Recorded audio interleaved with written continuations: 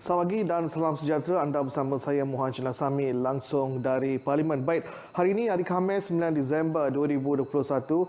Seperti semalam, persidangan Dewan Negara dan Dewan Rakyat berjalan serentak pada hari ini, di mana jika kita lihat di persidangan Dewan Rakyat, persidangan akan mulakan dengan waktu pertanyaan Menteri MQT sebanyak 3 soalan, diikuti dengan waktu pertanyaan jawab lisan dan seterusnya adalah sesi perbahasan Rang Undang-Undang Pembekalan 2022 ataupun Belanjawan 2022 peringkat jawatan kuasa. Jika kita lihat semalam, 2 kementerian telah melakukan penggulungan dan peruntukan di bawah kedua-dua kementerian tersebut telah diluluskan di bawah Rang Undang-Undang Peruntukan ataupun Rang Undang-Undang Perbekalan 2022 Belanjawan 2022, iaitu Kementerian Komunikasi dan Multimedia dan Kementerian Pembangunan Wanita, Keluarga dan Masyarakat. Hari ini di bawah Kepala Bekal B60 dan B62, Kementerian Pertahanan dan Kementerian Dalam Negeri akan membahaskan peruntukan-peruntukan yang telah termaktub di bawah kementerian tersebut yang telah pun diumumkan oleh Menteri Kewangan ketika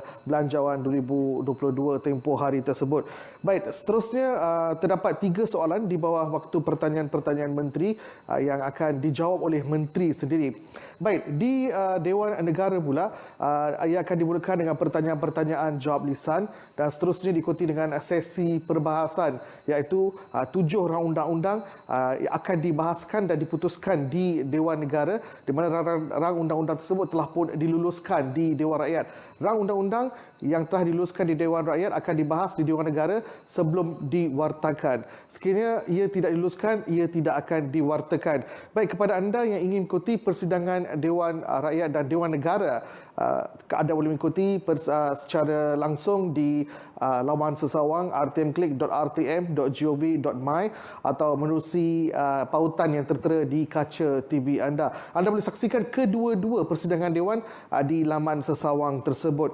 Baik, di bawah waktu pertanyaan-pertanyaan menteri, soalan pertama akan dibangkitkan oleh Ahli Parlimen Damansara Tony Phua Kiem Wee, meminta Menteri Kewangan menyatakan rasional perintah baru Jabatan Kastam tahun depan mewajibkan kedai kopi dan restoran memohon lesen arak untuk menjual bir stout kepada bukan Islam yang mengganggu amalan hidup dan perniagaan bukan Islam sejak merdeka, dan nyatakan bilangan perniagaan yang terjejas, fee lesen berkaitan, jumlah yang boleh dikutip dan apakah hukuman ke atas mereka yang ingkar. Ini merupakan soalan yang selalu dibangkitkan di Dewan Rakyat selepas Dewan Bandaraya Kuala Lumpur telah mengeluarkan undang-undang berkenaan. Seterusnya, soalan kedua oleh Ahli Parlimen Bangan Lee Guan Eng meminta Perdana Menteri menyatakan sama ada projek kereta api berkelajuan tinggi HSR Kuala Lumpur Johor Bahru akan dibatalkan untuk digantikan dengan cadangan memulihkan HSR KL Singapura, berapakah anggaran kos kedua-dua projek dan sama ada rundingan dengan Singapura dapat memastikan cadangan harga asalnya sebanyak 100 bilion ringgit boleh dikurangkan kepada 50 bilion ringgit. Dan soalan ini dijangka akan dijawab oleh Datuk Seri Mustafa Muhammad, Menteri di Jabatan Perdana Menteri Hal Ehwal Ekonomi.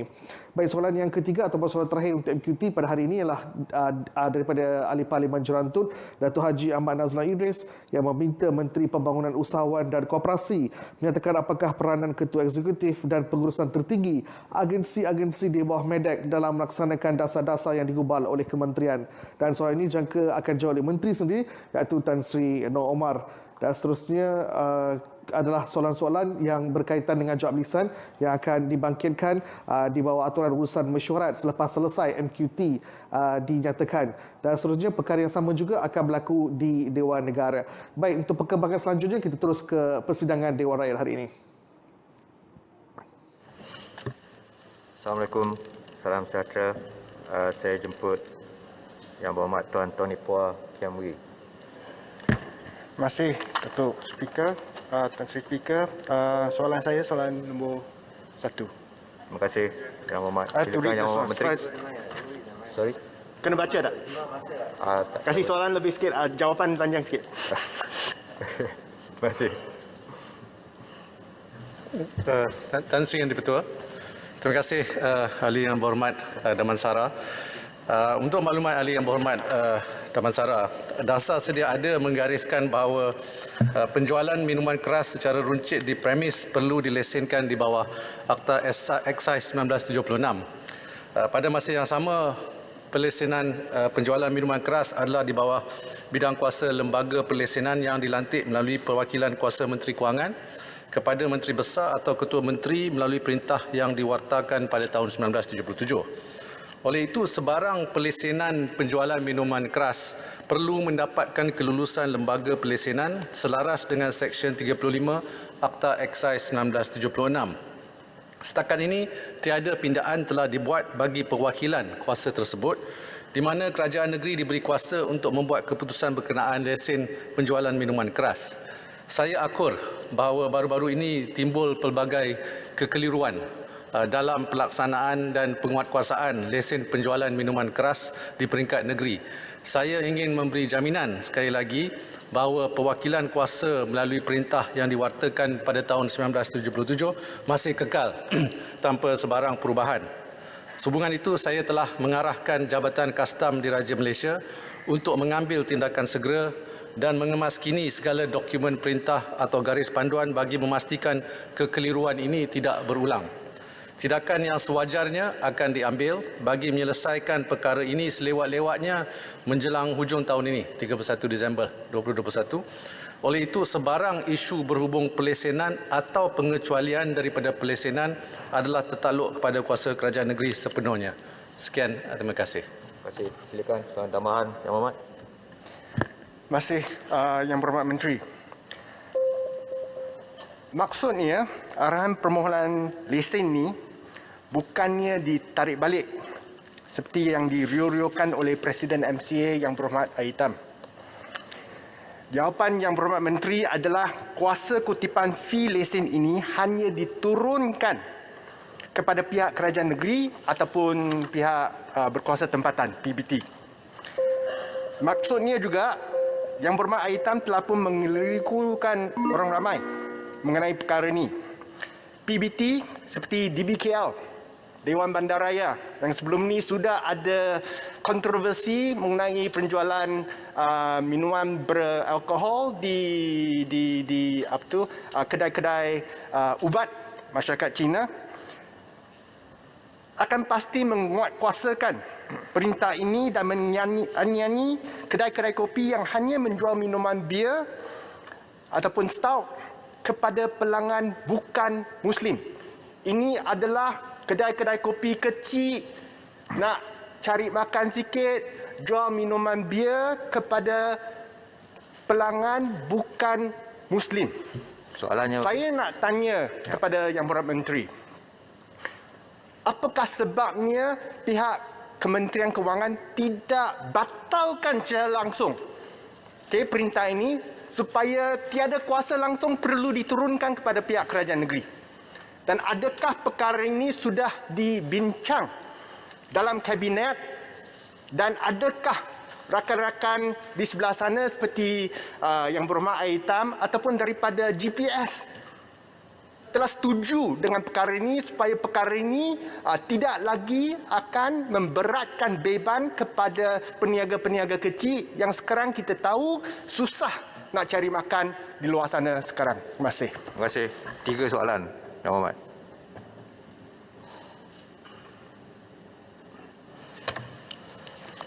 Terima kasih, Di-Pertua. Terima kasih, Yang Berhormat Damansara.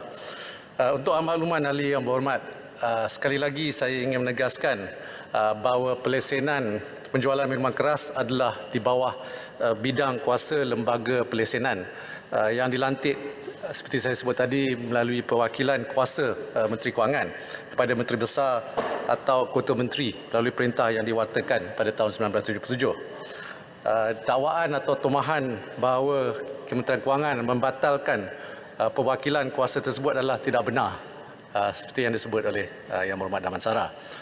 Seperti yang juga saya telah nyatakan tadi, terdapat kekeliruan yang telah timbul dalam pelaksanaan dan penguatkuasaan perkara ini di peringkat negeri.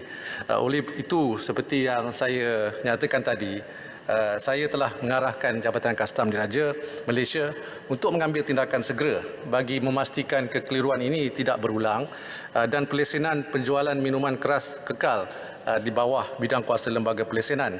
Kerajaan sebenarnya, Yang Berhormat Damansara, memang tiada niat untuk menarik balik apa-apa kelulusan pada masa kini. Sekian, terima kasih. Tapi walaupun kuasa telah pun diturunkan. Yang Berhormat, tolong. bukan masa bahas. Saya persilakan soalan tambahan kedua, Jempol. Silakan. Maaf, Yang Berhormat. Terima kasih Tan Sri Speaker. Saya dipahamkan Malaysia telah merekodkan kehilangan cukai hampir 1 bilion berikutan aktiviti penyeludupan haram terhadap rokok dan juga minuman keras sejak tahun 2020. Soalan saya, apakah strategi kementerian untuk mengatasi kehilangan hasil cukai yang serius akibat penyeludupan minuman keras dengan lebih berkesan, dan sejauh manakah langkah kementerian dengan memperkenalkan lesen penjualan arak ini mampu untuk membendung masalah tersebut daripada terus meluasa dan merugikan negara? Mohon Menteri untuk menjawab. Terima kasih. Saya Yang Berhormat Jempol. Silakan Yang Berhormat Menteri. Terima kasih Tan Sri Yang Di-Pertua. Terima kasih Yang Berhormat Jempol. Sepanjang tahun 2020, Jabatan Kastam Diraja Malaysia telah merekodkan begitu banyak kes rampasan rokok berdasarkan data terkini dan juga minuman keras yang tidak sah. Nilainya lebih kurang 97 juta ringgit, 2,842 kes. Secara keseluruhan, anggaran kehilangan cukai melalui kes-kes ini adalah berjumlah 707 juta ringgit. Bagi tahun ini, sehingga bulan September, Jabatan Kastam telah merekodkan 2,518 kes rampasan bernilai 41.43 juta ringgit. Jumlah kehilangan cukai dianggarkan lebih kurang 280 juta ringgit. Dalam usaha membendung ketirisan hasil cukai akibat penyeludupan rokok dan juga minuman keras, pihak Jabatan Kastam sentiasa mempergiatkan kawalan dan tindakan penguatkuasaan melalui pelbagai aktiviti serbuan, rondaan darat dan air, sekatan jalan raya, pemeriksaan kapal, bot dan juga kenderaan. Ini adalah di samping melakukan pelbagai operasi khas serta operasi contohnya operasi outlet rokok dan juga minuman keras. Tan Sri Yang Di-Pertua, walaupun negara sedang menghadapi pandemik COVID-19, usaha menangani aktiviti penyeludupan terus kita tingkatkan. Kita melakukan pelbagai tindakan, antaranya termasuklah menyertai operasi Port Kelis dan juga merangka operasi yang lebih dinamik. Kita adakan Ops Benteng. Ini Ops Benteng ini melalui penguatkuasaan Sekatan Jalan Raya bersama agensi penguatkuasa. Kita melancarkan Ops Pacak di tempat-tempat yang telah dikenal pasti sebagai hotspot. Dan kita menyediakan juga mesin pengimbas bagi setiap proses inbound dan outbound di seluruh negara. Kita juga ada kerjasama dalam kita punya MATF, the Multi Agency Task Force, dengan pelbagai agensi penguatkuasa seperti PDRM, Agensi Penguatkuasa Maritim Malaysia, SPRM dan sebagainya. Kita juga melakukan kerjasama dengan menjalinkan kerjasama dengan pelbagai agensi penguatkuasaan dan keselamatan serta juga dengan pihak industri. Dan juga kita menjalinkan kerjasama antarabangsa supaya kita dapat buat perkongsian maklumat, perisikan antarabangsa dan operasi antarabangsa yang berkaitan isu-isu ini. Terima kasih Yang Berhormat dan juga terima kasih Tan Sri Yang Berhormat Menteri. Yang Berhormat Tuan Lim Guan Eng, silakan. Terima kasih Yang Di-Pertua. Yang Berhormat Bagan minta Perdana Menteri menyatakan sama ada projek kereta api berkelajuan tinggi HSR Kuala Lumpur Johor baru akan dibatalkan untuk diganti dengan cadangan memulihkan HSR Kuala Lumpur Singapura.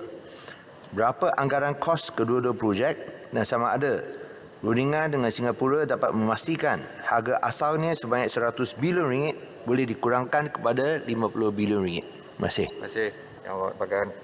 Silakan Yang Berhormat Menteri. Bismillahirrahmanirrahim. Assalamualaikum warahmatullahi wabarakatuh. Terima kasih Tan Sri Yang Di-Pertua, terima kasih Yang Berhormat Bagan.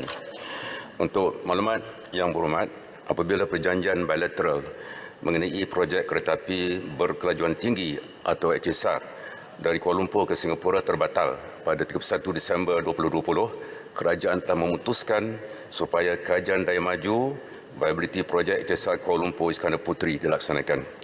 Kajian yang bermula pada bulan Februari tahun ini tersebut telah pun selesai. Hasil kajian akan dibentangkan kepada Jumlah Menteri sedikit masa lagi untuk menentukan hala tuju cadangan projek daripada Kuala Lumpur ke Johor Bahru itu. Tan Sri Yang Di-Pertua, dalam pertemuan antara Yang Berhormat Perdana Menteri kita dengan Perdana Menteri Singapura pada 29 September lalu, cadangan untuk menurunkan semula projek HSR antara Kuala Lumpur dan Singapura telah dibangkitkan. Dalam responnya, Perdana Menteri Singapura terbuka untuk menerima cadangan baru daripada Malaysia untuk projek HSR ini. Saya ingin menekankan bahawa kemungkinan untuk menghidupkan semula projek HSR KL Singapura masih dalam perbincangan peringkat awal. Oleh hal demikian, pertanyaan yang bagan sama ada kos projek boleh dikurangkan kepada RM50 bilion tidak berbangkit. Tan Sri Yang Di-Pertua, mengikut anggaran yang telah dibuat oleh Malaysia di bawah model yang dicadangkan iaitu HSR 2.0 baharu, kos projek adalah jauh lebih rendah daripada kos HSR model 1.0 atau 2.0. Di antara struktur model yang terkandung dalam cadangan HR 1.0 dan HSR 2.0 ialah pengujudan sebuah AssetCo. AssetCo adalah sebuah syarikat yang dimiliki oleh pihak swasta dan dikawal selia bersama oleh kerajaan Malaysia dan Singapura. Syarikat ini berfungsi sebagai pemilik sistem dan aset kereta api yang bertanggungjawab untuk membina, membiayai dan menyelenggara sistem dan aset kereta api serta melaksanakan perolehan dan penjangkaan stok kereta. Di bawah model HSR 2.0 baru yang dikemukakan oleh Malaysia pada Singapura, Malaysia telah mencadangkan supaya AssetCo dimansuhkan. Cadangan ini tidak disetujui oleh pihak Singapura. Dengan itu, perjanjian bilateral yang ditandatangani pada 13 Disember 2016 telah terbatal. Tan Sri Yang Di-Pertua, seterusnya saya ingin maklumkan bahawa sejak tahun 2013, kesemua rundingan mengenai projek SR diketuai oleh Menteri di Jabatan Menteri Ekonomi dan selepas itu Menteri Hal Ehwal Ekonomi. Pada pertengahan tahun lalu, Jumlah Menteri telah memutuskan supaya saya ketuai rundingan untuk mengtamatkan projek ini dengan Singapura. Untuk makluman yang seterusnya, pada masa ini kerajaan sedang dalam proses memindahkan syarikat MyHSR, syarikat bertujuan khas yang bertanggungjawab merundingkan hal-hal teknikal mengenai projek HSR daripada pengawasan Jabatan Perdana Menteri kepada Kementerian Pengangkutan. Oleh hal demikian, kesemua perbincangan dan rundingan seterusnya mengenai hal tuju projek ini akan dikendalikan oleh Kementerian Pengangkutan. Terima kasih, Tan Sri Yang Di-Pertua. Terima kasih. Soalan tambahan pertama. Terima kasih, Tan Sri Yang Di-Pertua. Saya ingin bertanyakan Yang Berhormat Menteri. Oleh kerana HSR Kuala Lumpur Johor Bahru adalah satu projek yang akan diganti sekiranya cadangan HSR KL Singapura dicadangkan. Mengapakah pihak kerajaan tidak menyebut bahawa ia dibatalkan, lebih-lebih lagi bila dalam pilihan raya negeri Melaka dinyatakan oleh semua pihak bahawa termasuk Ketua Menteri Melaka sekarang bahawa Melaka tidak akan membenarkan HSR lalu Melaka sekiranya dia hanya henti di Johor Bahru dan tidak di Singapura. So bolehkah dinyatakan supaya kita jangan buang wang untuk buat kajian, jangan bazirkan masa dan wang, terus batalkan ganti dengan HSR KL Singapura yang memang lebih feasible dan juga viable. Dan kedua tentang masalah AssetCo. Adakah ini bermakna bahawa kerajaan tidak akan berpandukan kepada tender terbuka seperti mana yang disyaratkan dalam itu perjanjian awal dan menjadi punca mengapa HSR dibatalkan? Kerana ini adalah suatu syarat yang amat penting untuk memastikan keterusan dan juga accountability dalam projek yang begitu besar ini. Terima kasih. Terima kasih. Silakan Yang Menteri. Tan Sri Yang Di-Pertua, dua soalan. Yang pertama, kenapa tidak dibatalkan begitu saja cadangan projek HSR daripada Kuala Lumpur ke Johor Bahru. Yang kedua, berkaitan dengan AssetCo. Ya, yang pertama berkaitan dengan kenapa tidak dibatalkan. Kerajaan berpendapat bahawa projek ini adalah penting untuk meningkatkan konektiviti dengan izin antara Malaysia, Johor Bahru dan satu masa nanti Singapura. Kerana Singapura adalah salah sebuah negara atau negara yang amat rapat dengan Malaysia. Oleh kerana pada 31 Disember lalu seperti saya maklumkan tadi, perjanjian yang ditandatangani 2016 itu terbatal, yang mana kita tidak akan meneruskan rundingan atas modal lama itu. Maka kerajaan pendapat bahawa mungkin ada kemungkinan mungkin boleh kita laksanakan projek antara Kuala Lumpur ke Johor Bahru. Apapun seperti yang sebutkan tadi, kerajaan serpun siap. Cuma tunggu untuk dikemukakan Jumlah Menteri. Ada tiga pilihan. Yang pertama, nak tangguh yang kedua untuk batalkan, yang ketiga ialah untuk pindah model tersebut. Itu antara pilihan yang akan kemukakan kepada Kabinet. Oleh kerana keputusan untuk melaksanakan Kuala Lumpur Johor Bahru itu dibuat dalam Jemaah Menteri adalah wajar. Kali ini diputuskan oleh Jemaah Menteri. InsyaAllah akan buat keputusan dalam sedikit masa lagi. Mengenai Exco yang kita cadang dimasukkan itu, bukan makna kalau mengikut model Malaysia iaitu HSR 2.0 baru, bukan makna tidak ada tanda terbuka. Ya, memang apabila model lama itu diteruskan mengikut yang disetujui pada 2016 apabila ditandatangani bilateral agreement, yang penting ialah Exco bagi Singapura. Apabila kita mengkaji semula perkara ini, kita dapati bahawa ada alternatif lain. Dalam konteks COVID, di mana kita menghadapi kekangan kewangan yang begitu mencabar, maka adalah wajar kerajaan melihat semula kosnya. Itu antara sebabnya kenapa Malaysia buat keputusan untuk mencadang Singapura supaya dimasukkan Exco. Ini tidak dapat diterima oleh Singapura. Sama ada cadangan Malaysia akan melibatkan tender terbuka ataupun terhad atau ada yang mendakwakan dilaksanakan secara direct nego, inilah tomohan semata-mata. Ya. Tak semestinya dibatalkan dimasukkan Exco, ya. Tak semestinya projek ini akan dilaksanakan melalui direct nego atau tender terhad. Itu tidak, itu andaian yang tidak betul. Tan Sri yang betul. Terima kasih. Silakan Yang Berhormat Kota Samarahan.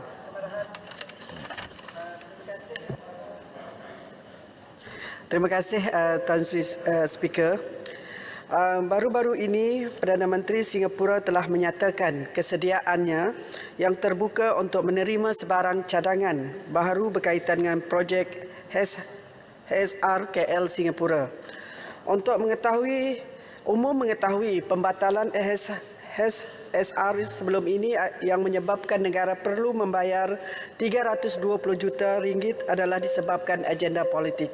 Secara rasionalnya, antara laluan SHR KLJB dengan KL Singapura, yang manakah mendatangkan lebih banyak limpahan ekonomi dan manfaat kepada rakyat Malaysia? Terima kasih, Tan Sri.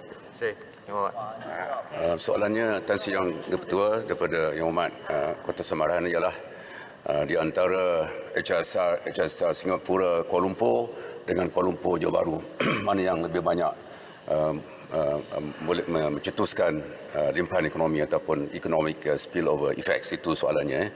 Itu sebabnya perlu dibuat kajian. Memanglah apabila dibuat kajian terdahulu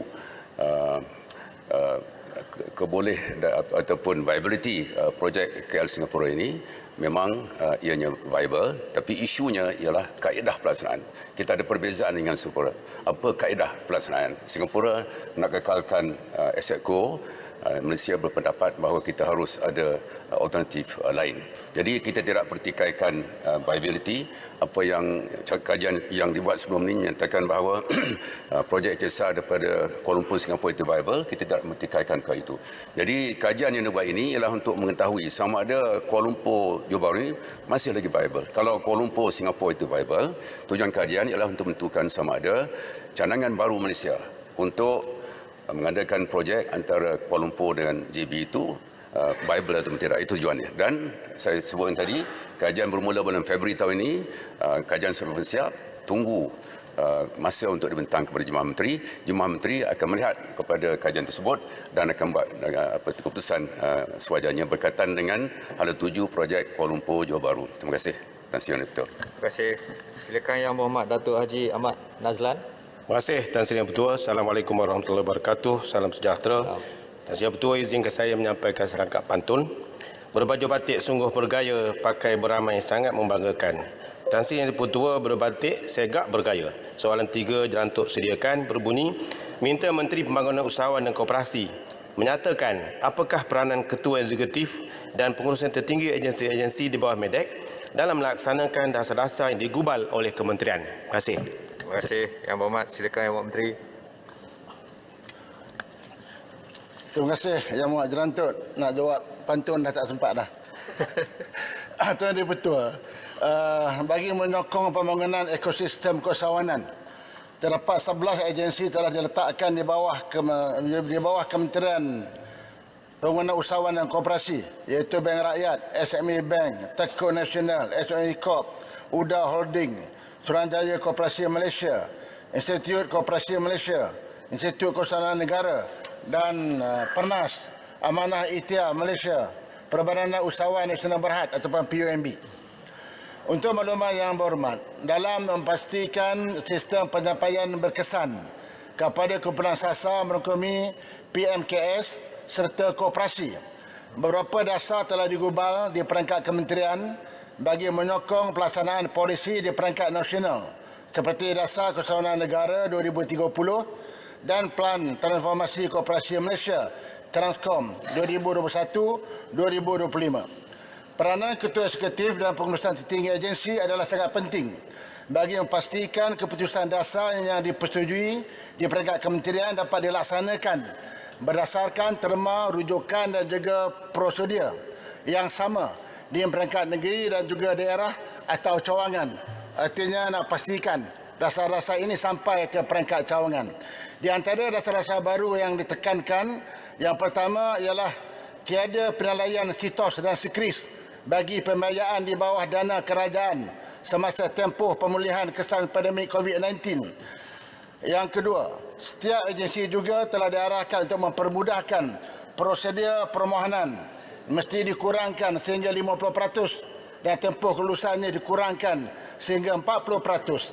Selain pada itu, dasar yang baru juga nak memastikan setiap peserta yang dilatih atau menjalani latihan di bawah MEDEC mestilah dipastikan habis kursus yang mesti menjadi seorang usahawan. Dan yang keenam, kita juga telah mengarahkan tidak boleh mengambil apa-apa tindakan undang-undang kepada usahawan dalam tempoh sehingga Jun ini. Semua pengurusi dalam masa yang untuk menyampaikan hasrat ini tercapai, maka semua CEO dan juga pengurusi-pengurusi di bawah agensi MEDEC hendak diwajibkan hadir mesyuarat pos kabinet supaya apa juga dasarnya dia buat bukan saja akan difahami oleh CEO tetapi juga pengurusi-pengurusi agensi tersebut juga kena memahami dasar-dasar yang telah diputuskan. Dan untuk memantau pelaksanaan ini berjalan, maka jawatan kuasa pemantauan telah pun ditubuhkan di mana setiap agensi ada jawatan kuasa pemantau untuk memastikan bahawa segala arahan ini dilaksanakan dan jika ada apa-apa komplain daripada rakyat, tindakan ini akan diambil. Dan yang akhir, menteri sendiri, saya sendiri boleh memantau bagaimana kecekapan CEO-CEO ini dengan memberikan beberapa minit. Jika saya ada beberapa minit kepada CEO, saya akan tak tarikh. Katalah 15 hari mesti menjawab minit saya. Kalau dalam 15 hari pun tidak dijawab, saya boleh menilai bagi CEO ini. Kalau minit menteri pun diabaikan, apatah lagi harapan dan juga permohonan daripada rakyat. Terima kasih. Terima kasih. Soalan tambahan pertama, Yang Berhormat. Terima kasih Tan Sri Yang Pertua. Terima kasih Yang Menteri atas penerangan yang disampaikan. Tan Sri Yang Pertua, umum mengetahui halangan utama kepada CEO dalam melaksanakan tugas sebahagian adalah kerana peminjam, ada sebahagian daripada peminjam-peminjam tidak ikhlas ataupun tidak berjaya melunaskan pinjaman mereka mengikut tempoh-tempoh tertentu. Walau bagaimanapun saya ingin mendapat penjelasan dari Bapak Menteri, apakah tindakan yang boleh diambil sekiranya ada di antara CEO ini tidak dapat melaksanakan dasar-dasar maupun arahan-arahan yang telah dikeluarkan oleh pihak kementerian. Terima kasih Tan Sri Yang Pertua. Terima kasih. Silakan Yang Menteri. Terima kasih Yang Berhormat. Dalam mengambil tindakan, jika tidak mengikut arahan, tentulah boleh diambil tindakan tata tertib. Dalam mengambil tindakan tertib ini, kita sudah maklum ada undang-undang juga peraturan-peraturan yang tertentu. Sekiranya agensi ini di bawah dikategorikan sebagai badan berkanun, maka kita ada Akta 605 atau Akta Badan-Badan Berkanun, Tata Tertib dan juga Secas 2000 untuk diambil tindakan kepada mana-mana CEO yang tidak yang gagal menjalankan tugas.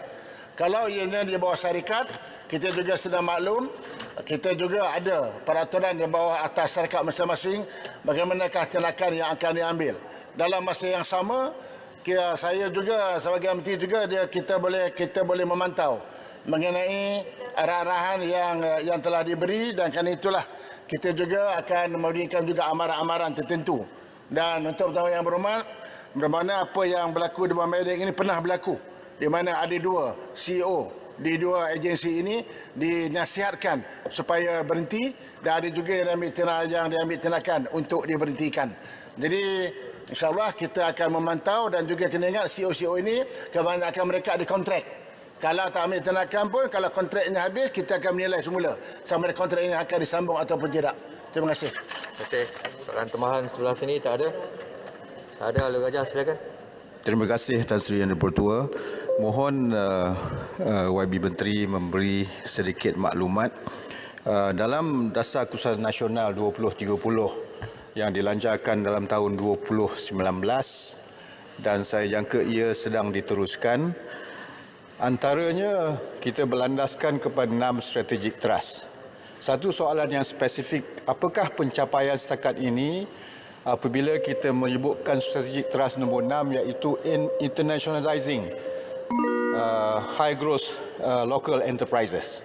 Terima kasih Tan Sri Yang Dipertua. Terima kasih. Silakan Yang Berhormat Menteri. Terima kasih Yang Berhormat Alur Gajah. Alur Gajah.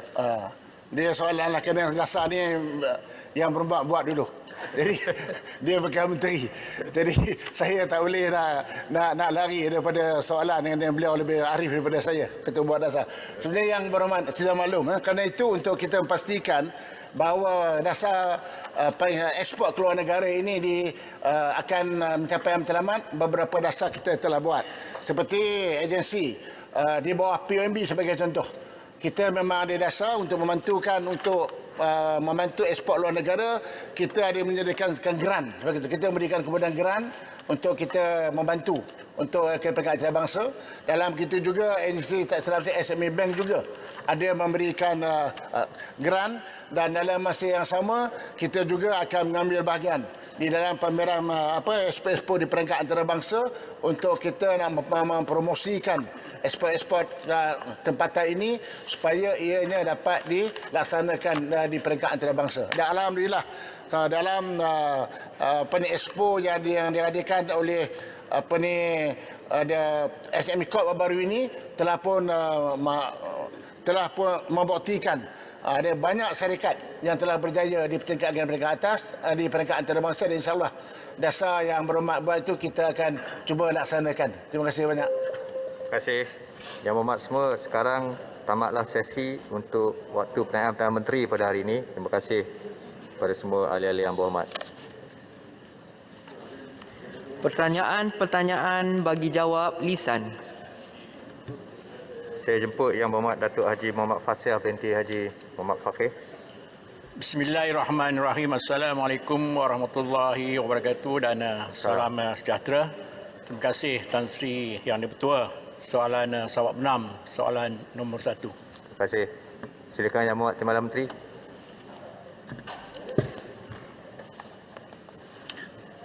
Tan Sri Yang Dipertua, Kementerian Pendidikan Malaysia KPM telah mengambil langkah yang sewajarnya bagi meningkatkan kesedaran murid tentang ketatanegaraan, perlembagaan persekutuan dan tanggungjawab rakyat kepada negara dalam memahami, menghayati dan menjunjung kedaulatan negara. Usaha ini dilaksanakan melalui pendekatan kurikulum dan pelbagai program bertujuan memberi pengetahuan dan pemahaman kepada murid. Sehubungan dengan itu, KPM telah memasukkan tajuk dan kandungan yang berkaitan dengan perkara tersebut dalam kurikulum sejarah. Bermula dari sekolah rendah, murid diajar tentang latar belakang pengetahuan asas sejarah negara melalui tema sejarah awal negara, kedaulatan negara dan kemakmuran negara kita untuk membentuk karakter murid sebagai warga negara yang bertanggungjawab dan cinta akan negara. Pada peringkat menengah pula, selaras dengan kematangan usia, pengetahuan murid diperkukuh melalui tema sejarah kita dan dunia, warisan bangsa, ketatangan kuasa asing, pembinaan negara serta Malaysia dan masa hadapan. Ini adalah bertujuan supaya murid memahami kepentingan peranan mereka sebagai warga negara yang bertanggungjawab untuk mengekalkan keharmonian dan mempertahankan kedaulatan negara termasuklah hak mengundi kepada belia berusia 18 tahun ke atas. KPM juga bekerjasama dengan agensi kerajaan seperti Jabatan Penerangan Malaysia, Akademi Pilihan Raya serta Jabatan Perpaduan Negara dan Integrasi Nasional JPNIN. JPN yakin kandungan kurikulum, co-kurikulum serta program yang dilaksanakan ini dapat menyediakan murid yang berfikiran matang dan bertanggungjawab untuk membuat keputusan yang berasaskan pengetahuan dalam merealisasikan konsep keluarga Malaysia. Terima kasih. Terima kasih. Soalan tawaran pertama, silakan. Terima kasih Tan Sri Yang di-Pertua. Terima kasih Timbalan Menteri yang telah memberikan jawapan sebentar tadi.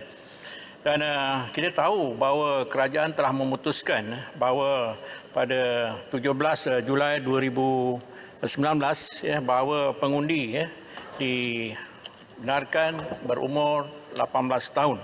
Dan soalan saya, kerana rata-rata pengundi 18 tahun ini adalah terdiri daripada pelajar, iaitu daripada tingkatan 6 ataupun yang memasuki IPTA dan IPTS. Dan kita yakin bahawa silibus itu adalah diperlukan untuk mengukuhkan lagi pengetahuan dalam bidang pentadbiran negara. Dan soalan tambahan saya ialah setakat manakah kerajaan khususnya KPM merangka dasar pendidikan kebangsaan sekarang supaya mampu menjadikan remaja berumur 18 tahun sebagai rakyat yang matang untuk memilih pemimpin negara dan membuat keputusan negara, dan setakat manakah pendidikan masa kini mampu memberikan kesedaran tentang demokrasi dan proses pilihan raya serta fungsi-fungsi kerajaan. Sekian, terima kasih. Terima kasih. Silakan, Muhammad. Terima kasih dan terima kasih Yang Berhormat Sahabat Berenam. Ada dua soalan yang saya kira yang sangat penting. Tan Sri Yang di-Pertua, kurikulum kebangsaan digubal berteraskan falsafah pendidikan kebangsaan dan rukun negara, merangkumi kurikulum dan kegiatan kurikulum yang mengandungi pengetahuan, kemahiran dan nilai. Kandungan kurikulum kebangsaan membantu perkembangan seseorang murid dari segi jasmani, rohani, mental dan emosi, serta untuk menanam dan mempertingkatkan nilai moral yang tinggi. Selain itu, guru memainkan peranan yang sangat penting untuk membimbing murid memahami serta menghayati konsep kenegaraan dan seterusnya berupaya membuat kolerasi tentang hak mengundi perlu dihargai sebagai sumbangan mengekalkan keharmonian dan kestabilan pemerintahan negara. Jadi mengenai soalan bagaimana pendidikan masa ini mampu memberikan kesedaran tentang demokrasi dan proses pilihan raya, dokumen standard kurikulum dan pentaksiran ataupun DSKP sejarah tingkatan 4 dan 5 mengandungi tajuk khusus yang berkaitan dengan demokrasi, proses pilihan raya serta fungsi-fungsi kerajaan. Selain itu, murid juga dapat menghubungkan perkara tersebut melalui penguasaan elemen kewarganegaraan dan nilai sivik yang merangkumi kepentingan berikut: integriti dan jati diri, pilihan raya sebagai lambang demokrasi, memilih kepimpinan yang berwibawa, perkongsian kuasa dalam masyarakat berbilang kaum, mewujudkan pentadbiran yang sistematik, sikap kerjasama antara kerajaan persekutuan dengan kerajaan negeri dalam membangunkan negara. Kandungan kurikulum ini mendidik murid untuk membuat keputusan yang bijak sebagai pengundi yang berintegriti dalam membantu negara mempunyai barisan pemimpin yang layak lagi berwibawa untuk mentadbir demi kesejahteraan dan masa depan negara. Terima kasih. Terima kasih. Silakan Yang Amat Simpang Rangkam. Terima kasih Tan Sri Ketua. Saya lihat ada perbezaan antara pendekatan KPM kini dengan apa yang kita pernah buat. Pada Jun 2019, KPM pernah memperkenalkan pendidikan sivik, merentasi kurikulum, merentasi subjek dan merentasi co-kurikulum. Antara isi kandungan pendidikan sivik adalah untuk menghasilkan warga yang bertanggungjawab, termasuk di dalamnya pendidikan berkaitan demokrasi dan tanggungjawab mereka, tanggungjawab warga. Kedua, kita juga adakan kerjasama pada tahun 2019 dengan SPR. Di waktu itu Tan Sri Speaker sendiri telah bekerjasama dengan KPM, dengan saya melalui Akademi SPR. Dan yang ketiga, di antara usaha KPM pada waktu itu untuk mematangkan para pelajar, kita telah mewujudkan sudut pidato di sekolah. Semenjak darjah 1 sehingga tingkatan 6, mereka diberi peluang untuk berpidato, dilatih untuk ucap umum dan juga melahirkan idea mereka. Ini sebahagian pada proses pendidikan kematangan itu. Di samping itu, kita juga telah mengarahkan supaya pelajar tingkatan 6 di dalam memilih ketua pelajar diadakan pilihan raya dengan dibantu oleh Akademi SPR untuk melakukan simulasi dan sebagainya. Soalan mudah saja, Tan Sri Yang Ketua. Apakah usaha-usaha ini masih diteruskan pada waktu ini? Kerana apa yang saya dengar tadi, pusing keliling dunia tanpa mempunyai aktiviti yang tersasar dan juga tanpa mempunyai program yang jelas berbanding dengan apa yang kita pernah lakukan. Terima kasih, Tuan Sri Ketua. Terima kasih, Yang Berhormat. Terima kasih, Yang Berhormat Simban Renggam.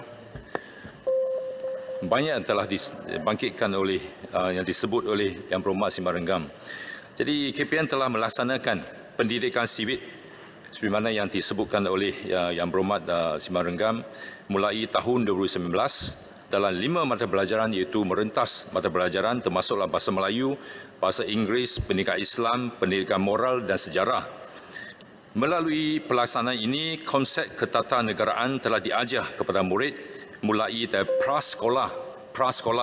Soalannya apakah masih diteruskan benda itu semua? Jadi, soalan simpel, memang kita tak panjang-panjang. Okey, terima kasih Yang Simban Renggam. Semua usaha ini kita teruskan. Malah kita telah buat penambahbaikan dengan mengadakan aktiviti patriotisme melalui Kelab Malaysiaku dengan kerjasama Jabatan Penerangan Malaysia, aktiviti penteraskan pengamalan rukun negara dengan kerjasama Jabatan Perpaduan Negara dan Integrasi Nasional JAPNIN, sesi sindikasi simulasi pemilihan ketua murid melalui mekanisme pilihan raya sebagai projek rintis, program pendidikan pengundi dengan kerjasama sebagaimana yang disebut Akademi Pilihan Raya dan sebagainya. Terima kasih. Terima kasih. Yang Berhormat Tuan Loke Siu Fut, silakan. Datuk Ketua, soalan saya nombor 2. Terima kasih.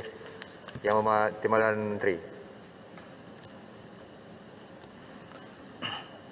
Bismillahirrahmanirrahim. Assalamualaikum warahmatullahi wabarakatuh. Salam sejahtera, salam keluarga Malaysia, makmur sejahtera. Tan Sri Ketua, terima kasih Ahli Yang Berhormat Seremban atas persoalan. Untuk makluman ahli-ahli yang berhormat, sektor logistik dan pengangkutan merangkumi satu rantaian yang panjang dari ejen kastam, pengangkutan, pengendali depoh penyimpanan, penghantaran dan pengendalian input pengeluaran dan produk akhir finish product dengan izin dari pengeluar ke pengguna. Industri logistik membentuk tulang belakang kepada rantaian bekalan dan diiktiraf sebagai kunci utama bagi merangsang perdagangan, memudah cara kecekapan perniagaan serta memacu pertumbuhan ekonomi. Tan Sri Ketua, sehingga kini terdapat lebih daripada 40,000 syarikat berkaitan logistik dan pengangkutan, di mana kira-kira 90%, 36,224 adalah dari sektor pengangkutan darat, 8% iaitu 3,357 dari sektor pergudangan dan aktiviti sokongan, manakala selebihnya adalah dari sektor pengangkutan air 800 dan pengangkutan udara 25. Bagi menyokong serta melancarkan proses dokumentasi dan transaksi kastam di sepanjang rantaian bekalan logistik dan pengangkutan di bawah peruntukan Seksyen 90 Akta Kastam 1967, pengimport, pengeksport atau pengilang boleh melantik ejen kastam untuk melakukan sebarang transaksi kastam bagi pihak mereka. Untuk makluman yang berhormat, ejen kastam yang didaftarkan di bawah Seksyen 90 Akta Kastam 1967 terdiri daripada 3 ejen, iaitu ejen penghantaran dengan izin forwarding agent, ejen perkapalan atau shipping agent dan ejen pengangkutan barang atau freight forwarder. Berdasarkan data daripada Jabatan Kastam Diraja Malaysia Tan Sri Ketua, jumlah syarikat yang dilesenkan sebagai ejen penghantaran atau forwarding agent kastam di bawah perundangan berkenaan mengikut tempoh adalah seperti berikut. Sebelum tahun 1976, sebanyak 32 buah syarikat telah berdaftar. Antara 1976 hingga 1990, sebanyak 151 buah syarikat dan selepas tahun 1990, sebanyak 1,500 syarikat. Ini menjadikan jumlah keseluruhan syarikat yang mendapat lesen ejen penghantaran custom forwarding agent sebanyak 1,683 syarikat setakat ini. Daripada jumlah keseluruhan tersebut, hanya 8.3% iaitu 141 syarikat merupakan syarikat bertaraf perkhidmatan logistik bersepadu antarabangsa atau International Integrated Logistic Services IILS. Terima kasih. Terima kasih Datuk Ketua. Terima kasih. Silakan. Terima kasih Datuk Ketua. Terlebih dahulu, jawapan kepada saya daripada pihak MITI yang menyatakan bahawa daripada 165 buah syarikat yang diluluskan status IILS sehingga bulan September 2021, 86% daripada syarikat IILS ini ataupun 141 adalah bertaraf dimiliki saham sepenuhnya oleh rakyat tempatan.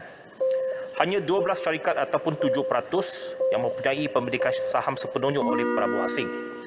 Soalan saya ialah, kalau kita lihat dasar equity kepada syarikat IILS ini, syarikat yang bertaraf IILS diberikan hak milik pemilikan equity asing 100%.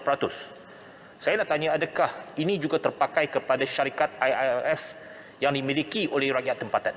Terima kasih. Terima kasih Tan Sri Ketua, terima kasih Ahli Mohamad Seremban. Untuk maklumat Ahli Mohamad, seperti mana Ahli Mohamad sedia maklum bahawa syarikat IILS merupakan perkhidmatan dari pintu ke pintu. Itu sebabnya kita telah bagi lanjutan kali kedua sehingga Disember 2022. Bermakna bagi IILS yang disebutkan tadi, lokal dan foreigner, kita bagi pengecualian sehingga Disember 2022. Namun demikian Yang Berhormat, ini perkara yang Berhormat telah bertanya pada 28 September tempoh hari. Soalan yang hampir sama dan soalan tambahan pun yang hampir sama. Saya kira Yang Berhormat, perkara ini Yang Berhormat telah maklum. Namun demikian, pihak Kementerian Kewangan telah meminta teraju melalui Jemaah Menteri untuk membuat satu kajian yang terperinci berkaitan equity ini supaya layanan ini dapat kita lihat. Kerana untuk ramai Yang Berhormat, seperti mana yang saya sebut dia jawapan asal tadi, rantaian industri logistik ini terlampau besar. Hanya 0.1% sahaja pemilikan Bumiputera. Kalau kita lihat dari segi pendapatan tahunan, hanya 100,000 sahaja yang melibatkan ejen penghantaran. Tetapi in the big picture, Tan Sri Ketua, adalah melibatkan pihak-pihak yang mempunyai kemampuan. Itu sebabnya kita melihat apa sahaja yang kita buat, ia merupakan trust kepada pemacu ekonomi negara, dan itu sebab kita kena teliti dalam perkara ini. Terima kasih Tan Sri Ketua. Ada soalan tambahan kedua, Tan Brau, sila. Terima kasih Tan Sri Pengerusi.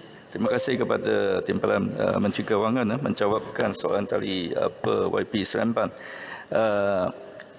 Tadi Yang Berhormat Timbalan Menteri telah sebut penangguhan pelaksanaan memerlukan saham ekuiti diberikan kepada Bumiputera, ini ditangguhkan kepada tahun depan, hujung tahun depan, dan sedang mengkajilah. Jadi saya nak minta Menteri menyatakan apa rasionalnya, adakah satu peruntukan atau keputusan yang dibuat 21 tahun yang lepas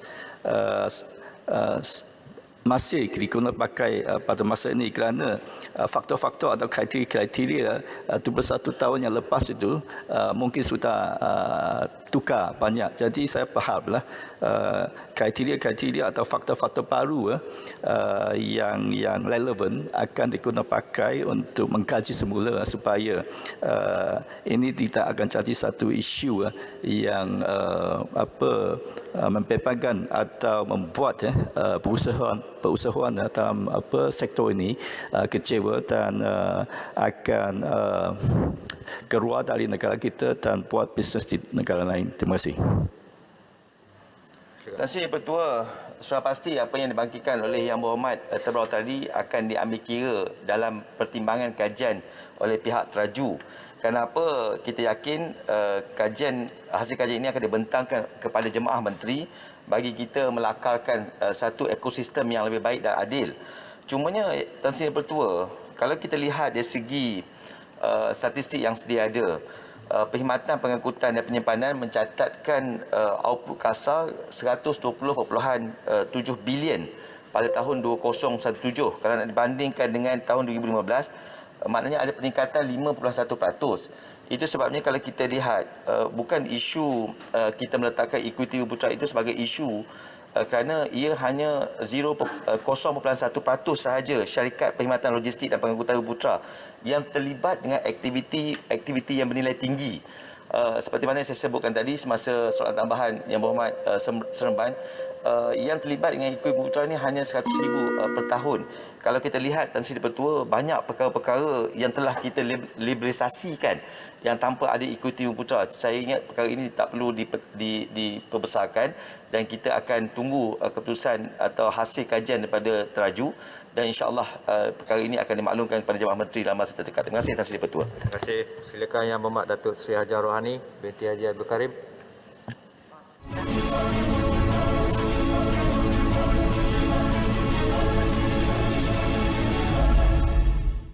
Baik, seperti yang anda saksikan sebentar tadi, persidangan di Dewan Rakyat, iaitu di soalan yang kedua sebentar tadi yang telah dibangkitkan oleh Ahli Parlimen Seremban, Anthony Lok Siu Fuk, yang meminta Menteri Kewangan menyatakan jumlah syarikat penghantar freight, freight forwarding agent dan syarikat logistik yang bertaraf international Integrated Logistic Service yang diberikan lesen oleh Jabatan Kastam Raja Malaysia sebelum 1976, dan soalan tersebut telah pun dijawab oleh Timbalan Menteri Kewangan pertama, iaitu Muhammad Shahar.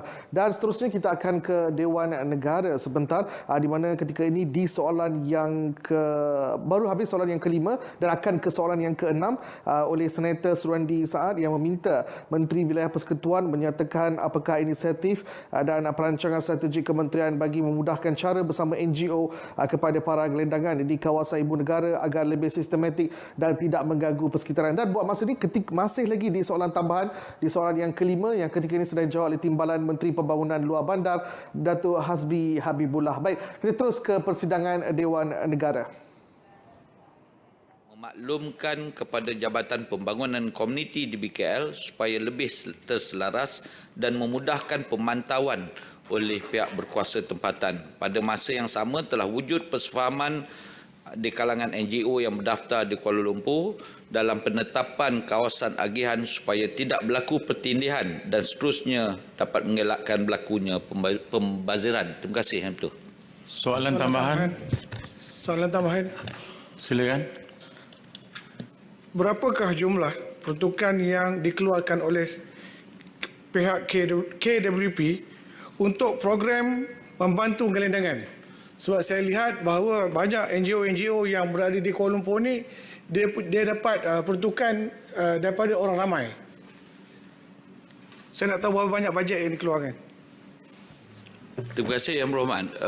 Bajet tertentu kementerian tidak ada, malah di BKL juga tidak membentukkan sejumlah peruntukan bagi menampung keperluan gelandangan.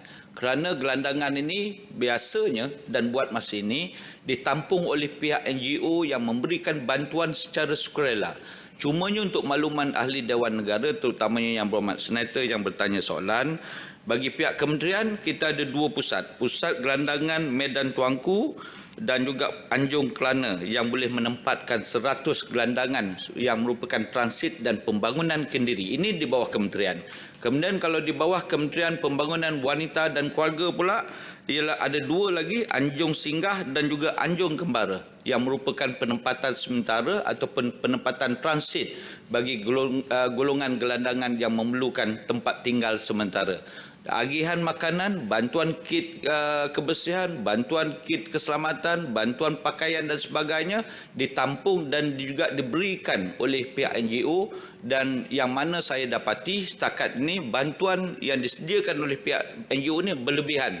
Malah kadang-kadang sampai sehinggakan melebihi keperluan golongan gelandangan yang ada di wilayah Kuala Lumpur ini. Terima kasih.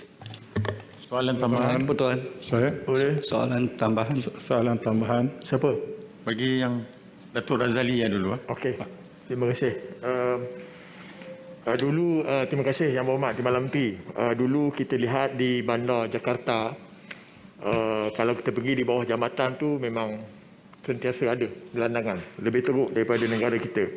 Tapi selepas Jokowi sebagai Presiden, sekarang sebelum pandemik saya pernah juga beberapa kali turun tengok dah tak ada lagi gelandangan ataupun penghuni di bawah jambatan. Tapi di Kuala Lumpur masih kita tiada kesudahan. Macam-macam kita buat tiada kesudahan. Jadi soalan saya, apakah pihak kerajaan tidak ada perancangan jangka pendek, jangka panjang mungkin lama, 5 tahun untuk menghapuskan gelandangan? Kita tak nak ada lagi gelandangan di sekitar Bandaraya Kuala Lumpur. Jadi macam mana perancangan pihak kerajaan? Itu saja Yang Berhormat Timbalan Menteri. Terima kasih Yang Berhormat. Sebenarnya mana-mana negara ataupun negeri memang mempunyai matlamat untuk membersihkan ibu kota, terutamanya di Kuala Lumpur, daripada kumpulan gelandangan ini. Tetapi ini adalah merupakan masalah yang tidak boleh kita selesaikan untuk jangka masa dekat. Kerana gelandangan ini dia sentiasa bertukar. Untuk makluman, di Kuala Lumpur kita ada 400 lebih kurang. 350 ke 400 kumpulan gelandangan yang beredar dan berada di sekitar Bandaraya Kuala Lumpur. Cumanya untuk makluman Yang Berhormat, seperti saya sebut, kita ada pusat-pusat transit untuk golongan gelandangan ini. Kita di BKL buat operasi secara kerap sepanjang dalam tempoh 100 hari sebagai Timbalan Menteri Wilayah ini. Saya telah menyertai operasi menyelamat kumpulan gelandangan ini. Operasi pertama, kumpulan masyarakat yang sama, bila kita selamatkan, bila operasi kedua dia dah tak ada. Masuk operasi ketiga dah ada pula balik di situ. Ini masalah kerajaan dan kementerian. Tetapi walau bagaimanapun, saya menerima baik pandangan Yang Berhormat dan juga dalam kajian pihak kementerian untuk mewujudkan pusat pembangunan kendiri gelandangan di luar Kuala Lumpur.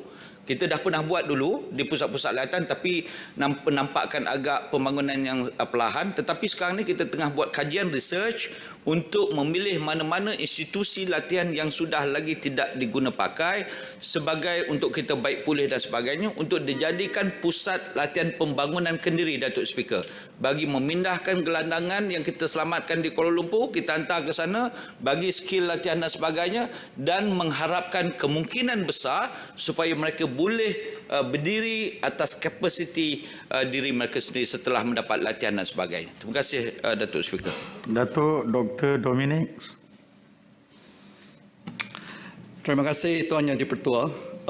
Memang kita faham bukan senangnya nak selesaikan masalah gelandangan, terutamanya di kawasan bandaraya. Tetapi pada pendapat saya, jika bergantung saja bantuan, iaitu pasti tiada penghujungnya. Oleh itu soalan saya, selain daripada bagi bantuan kepada NGO itu, apakah sasaran atau gerak kerja yang solid kementerian dalam mencapaikan sifar gelandangan? Yang ini satu. Yang kedua, seperti yang dimaklumkan ada pusat transit dan saya difahamkan pun ada rumah PPR yang telah beri kepada gelandangan yang tersebut. Saya nak tahu itu berapa kesan dalam gelandangan jumlah dia di Kuala Lumpur itu selepas kita memberikan rumah PPR itu. Terima kasih.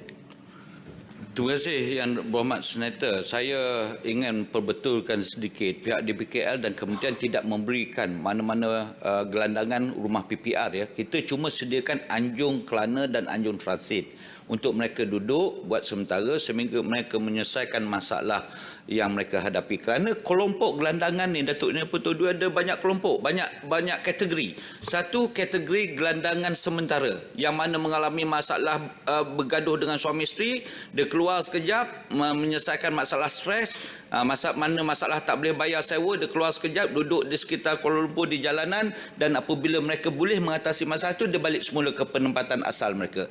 Tetapi ada gelandangan yang kategorinya memang menjadi habitat penempatan mereka itu di sekitar jalanan. Dia memang suka. Kita selamatkan, dia balik-balik. Kita selamatkan, dia balik semula. Ini masalah yang kita hadapi. Untuk mewujudkan sifar gelandangan ini adalah merupakan satu program yang bukan tidak boleh selesai, tetapi boleh memerlukan banyak komitmen daripada pelbagai pihak pemimpin NGO dan sebagainya.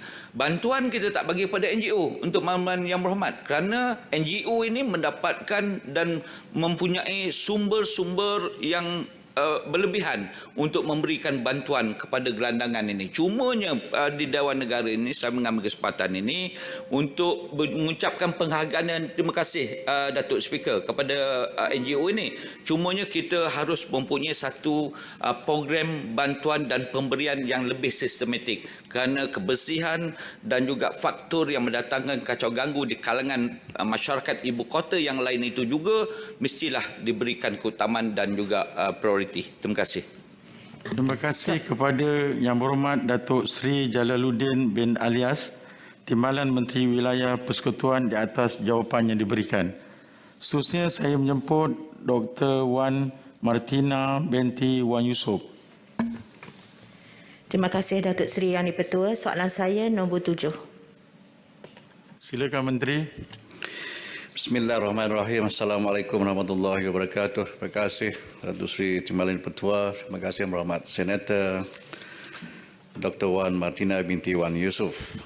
Tuan Pertua, Kementerian Pendidikan Malaysia KPM sentiasa komited dalam memastikan murid berkeperluan khas MBK turut mendapat akses pendidikan dalam bidang TVET melalui program kemahiran yang disediakan di Sekolah Menengah Pendidikan Khas Vokasional SMPKV dan Kolej Vokasional KV.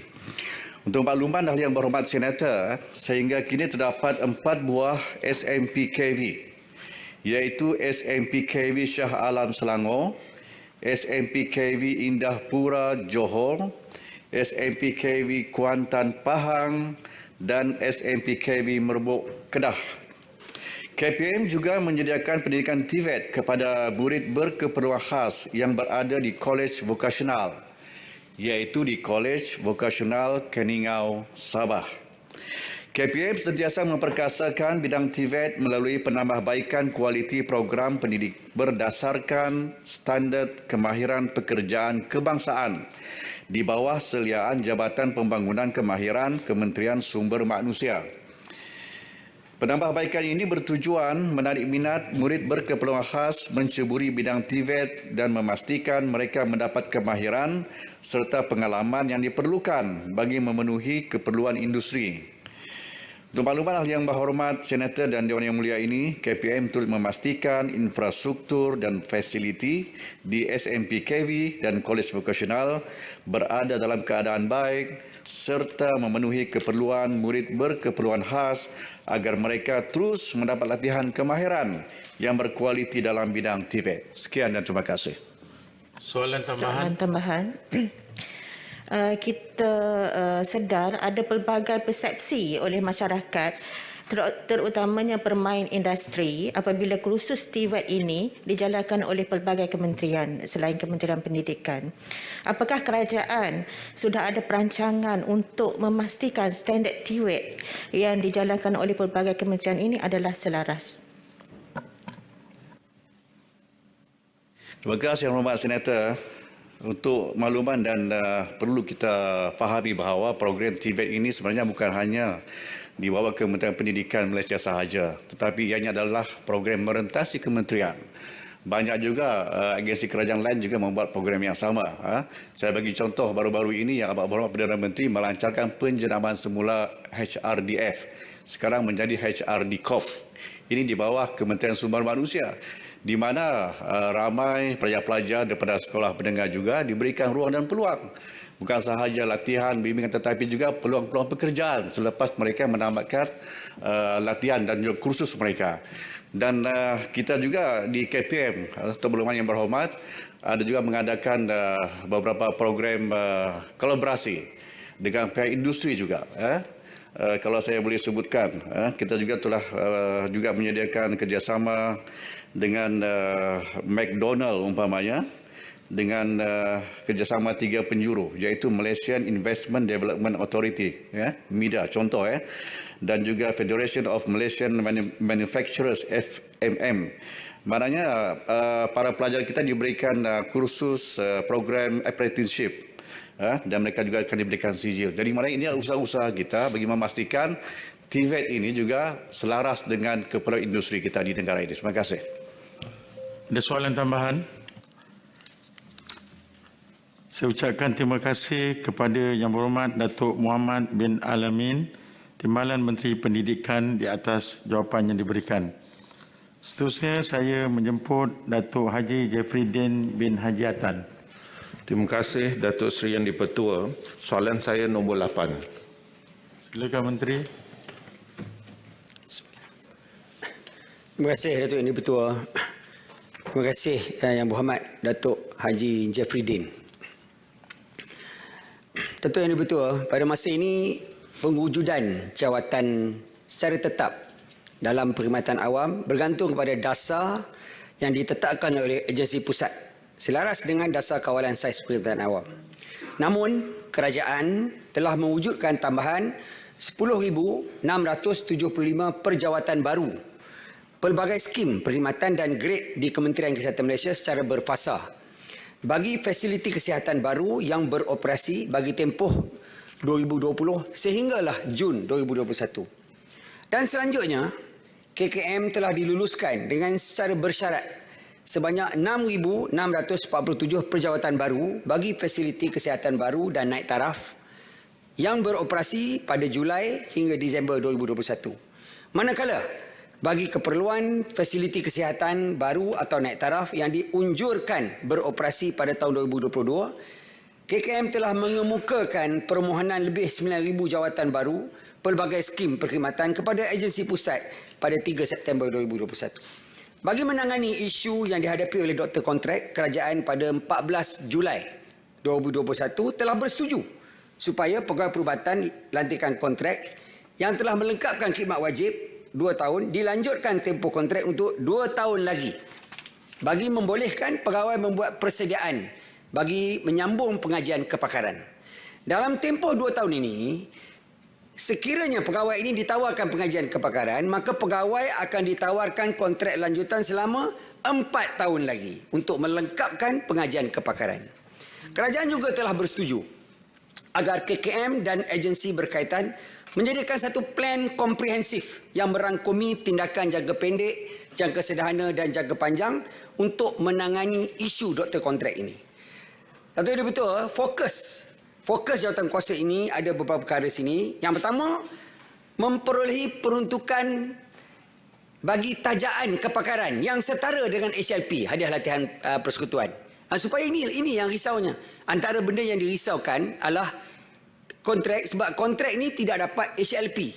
Jadi nak selesaikan ini, kalau dia nak masuk pakar, mana nak cari dana? Ini yang kita sedang fokuskan. Nombor 2, permohonan untuk mewujudkan pejawatan tetap tambahan untuk keperluan fasiliti kepada agensi pusat. Kita minta juga. Jadi kata apa nak jadi sebagainya, kita memang minta juga dalam jawatan kuasa ini penambahan jawatan tetap tambahan untuk mereka ini. Ketiganya, meningkatkan peluang pekerjaan di kementerian lain, di agensi-agensi lain. Ada. Dan juga di sektor swasta. Ini kita sedang usahakan. Keempatnya, sedikit Tuan. Silakan. Kita sedang meneliti dan meminda ketetapan sedia ada dalam Akta Perubatan 1971, Akta Pergigian 1931 dan Akta Pendaftaran Farmasi 1950. Berkenaan dengan apa? Berkenaan dengan latihan siswazah, penambahbaikan, ataupun berkenaan dengan khidmat wajib, penambahbaikan. Yang ini sedang kita akan usahakan, akan diperhalusi. Dan yang kelimanya, mengadakan perbincangan dengan JPA. Kita akan buat perbincangan JPA tentang kesesuaian pindaan Akta Pencen 1980 ataupun memperkenalkan penambahbaikan. Ini yang soalan tadi ini daripada Yang Berhormat berkenaan dengan isu jawatan tetap doktor kontrak dan juga ber-KWSP. Ini yang kita sedang fikirkan. Dan penyediaan plan komprehensif ini akan melibatkan penyertaan daripada pelbagai agensi dan juga kementerian, contohnya Kementerian Keuangan, Jabatan Perkhidmatan Awam dan juga Kementerian Pengajian Tinggi dan juga bahagian-bahagian dan program-program dalam KKM. Selain itu, jawatan kuasa khas ini akan mengadakan sesi libat urus dengan pihak-pihak yang berkepentingan. Ini masuklah mereka doktor-doktor yang terlibat, MMA dan sebagainya. Terima kasih. Ada soalan tambahan? Soalan tambahan. Ya. Silakan. Saya cuma nak tahu bila agaknya pegawai-pegawai perubatan kontrak ini mendapat surat tawaran hitam putih bahawa penyambungan kontrak mereka untuk 2 tahun lagi. Sebab kebanyakan mereka sudah hampir tamat kontrak tetapi belum menerima surat-surat lagi. Terima kasih. Jadi yang kita katakan tadi penerimaan 2 tahun tambahan, nanti bila dapat pakar 4 tahun ni, surat ini akan diberikan kepada doktor-doktor yang telah lengkap khidmat wajibnya secepat mungkin. Hari ini saya dipahamkan bulan 12 kan? Bulan 12 secepat mungkin selepas ini insya-Allah akan dapat. Dan saya just nak bagi maklumat sedikit yang baru-baru ni kita dah nyatakan bahawa 4,186 daripada 10,583 pegawai perubatan, farmasi dan juga pergigian yang telah dinilai dan layak untuk diperakukan. Telah kita hantar pada JBA untuk latihan tetap dan masih dalam penelitian jabatan. Terima kasih. Soalan tambahan. Silakan. Apakah pandangan kementerian mengenai kehilangan tenaga mahir dan profesional apabila ramai doktor bertaraf kontrak ini pada akhirnya memilih untuk bertugas di luar negara disebabkan ketiadaan peluang yang ditawarkan di Malaysia? Apa pandangan kementerian? Terima kasih Tuan Yang Bertuah, terima kasih Yang Berhormat. Tentulah kalau kita kehilangan doktor-doktor yang kita latih. Bukan senang nak latih doktor ni. Bukan senang nak latih doktor ni. Sebab saya sendiri doktor, saya tahu. Kita nak dapat tempat satu masalah. Bila dah dapat tempat 6 tahun nak tunggu satu masalah. Lepas tu bila nak kerja lagi 2 tahun. Dulu setahun, sekarang 2 tahun. Semua ni adalah latihan sebelum kita mendapat pendaftaran penuh. Jadi it's not easy, bukan senang. Dan kehilangan ni sudah tentu merugikan negara. Kehilangan ni sudah tentu merugikan negara. Kalau saya boleh bagi fakta sikit pada sejak peletakan jawatan ini. 2017 ada 110 orang doktor kontrak saya sebut ni. 2018 168 orang, 2019 475 orang, 2020 511 orang. Dan keadaan ini nampak macam makin meningkat lagi.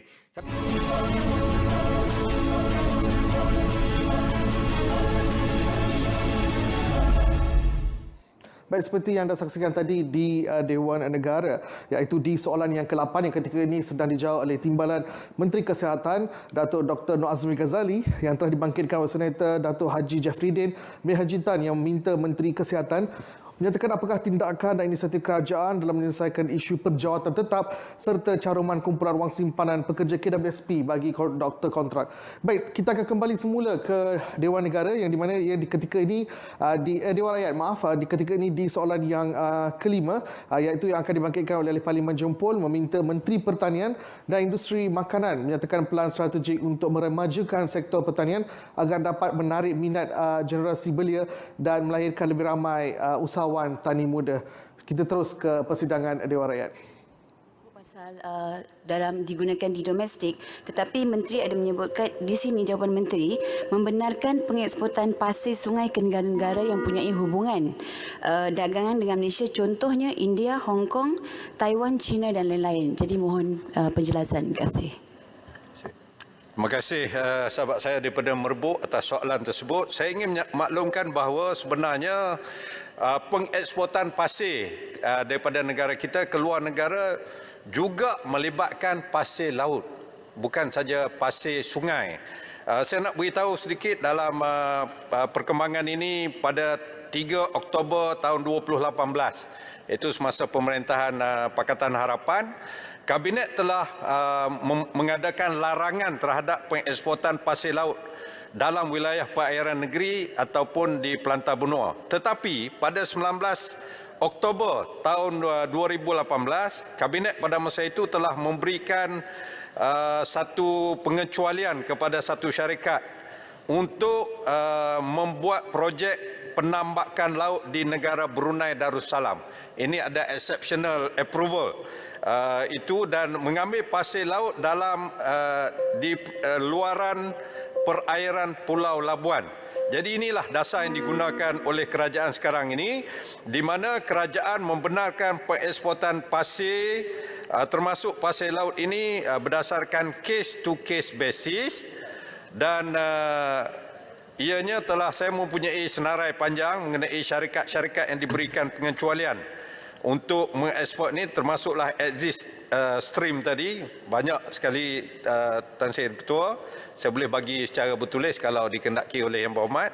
Tapi pokoknya pengawalan terhadap ekspor pasir ini dilaksanakan secara teratur dan sistematik supaya ianya tidak disalahgunakan. Terima kasih Tan Sri. Terima kasih.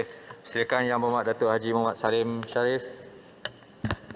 Terima kasih Tan Sri Speaker. Sektor pertanian fokus utama golongan belia perlu dipikat. Soalan 5 sedang dinanti. Mohon Menteri untuk menjawab. Terima kasih. Terima kasih. Silakan Yang Berhormat Menteri. Timbalan Menteri. Terima kasih Tan Sri Ketua. Terima kasih Yang Berhormat. Golongan muda adalah merupakan pewaris negara dalam memajukan sektor agro makanan. Dalam perkara ini, MAFI bertanggungjawab untuk memastikan supaya pengeluaran makanan negara adalah sentiasa berterusan dengan didasari oleh penglibatan golongan muda untuk kesejahteraan masa hadapan kita bersama.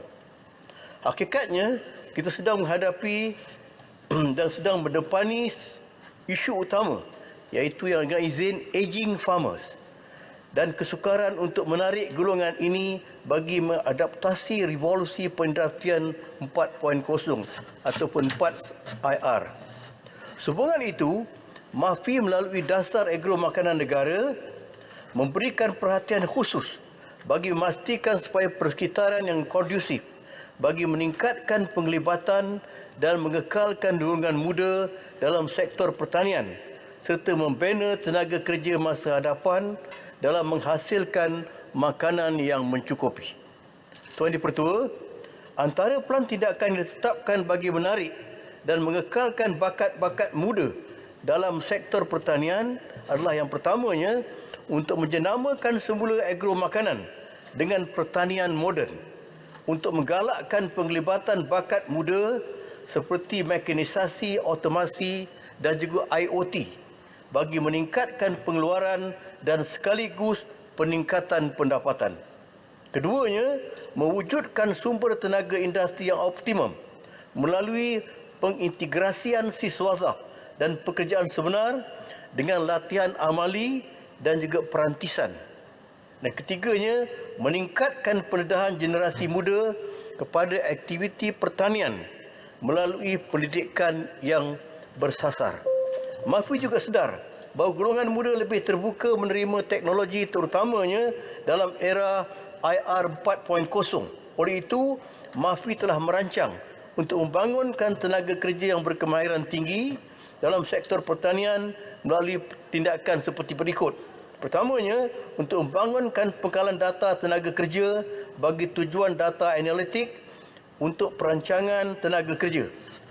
Keduanya, menggalakkan dan memudahkan cara universiti dan juga pakar tempatan untuk menerima pakai program latihan yang holistik.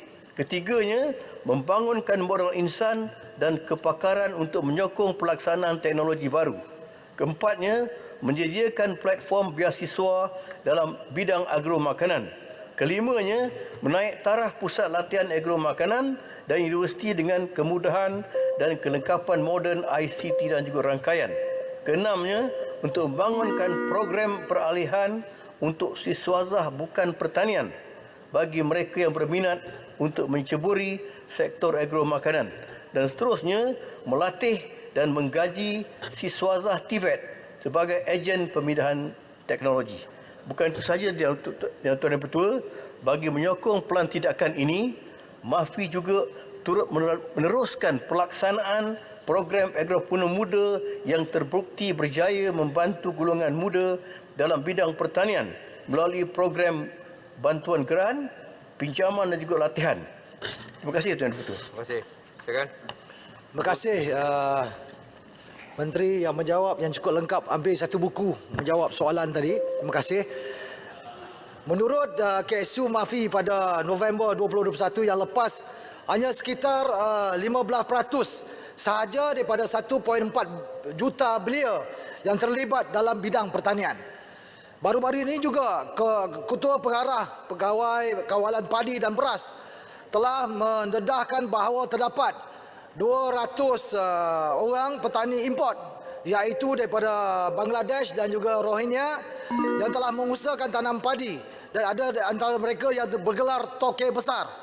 Hal ini sudah tentunya berkait rapat dengan kekurangan pelibatan golongan belia dan juga petani tempatan yang sudah mula menunjukkan sikap tidak berminat untuk terlibat dalam sektor pertanian.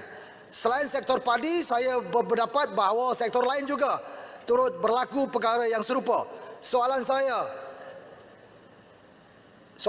apakah plan intervensi kementerian sekiranya warga tempatan, khususnya golongan belia, terus menjauhi sektor pertanian negara? Dan apakah langkah yang sedang dirangka bakal dilaksanakan oleh kementerian untuk memastikan individu yang sedang melibatkan diri dalam sektor pertanian pada hari ini terus diperkasakan? Mohon Timbalan Menteri untuk menjawab. Terima kasih. Terima kasih. Silakan. Terima kasih Tuan Pertua. Terima kasih Yang Berhormat Jempol. Pertamanya Tuan Pertua, apabila beliau membangkitkan tentang penglibatan pendatang asing, saya fikir saya dah jawab soalan itu pada 2 minggu yang lepas. Keduanya, Yang Berhormat telah menyebutkan tentang 15% sahaja penglibatan petani-petani muda dalam sektor pertanian. Sebenarnya perangkaan ini adalah perangkaan tahun 2018 dan penglibatan ini terus meningkat apabila kita telah memperkenalkan dasar agro makanan negara 2.0 yang benar-benar telah menepati bukan sahaja untuk jangka masa pada ketika ini dengan memperkenalkan daripada otomasi, mekanisasi dan juga IoT tadi, yang sebenar-benarnya bukan sahaja boleh meningkatkan pengeluaran, bahkan sekaligus untuk mendapatkan peningkatan pendapatan mereka. Kerana perangkaan 2018 telah menunjukkan bahawa kalau kita tengok daripada purata pendapatan pekerja, upah hanyalah 60% daripada hitung panjang jumlah upah untuk seluruh negara pada tahun 2018. Tetapi apa yang kita harapkan kepada mereka usahawan-usahawan petani ini untuk menjadi usahawan tani dan boleh bukan sahaja dapat memberikan pendapatan yang lumayan, bahkan ianya pendapatan yang cukup meyakinkan sekali. Terima kasih Tuan Dipertua. Terima kasih. Puan Nasrai. Terima kasih. Mikrofon. Siapa?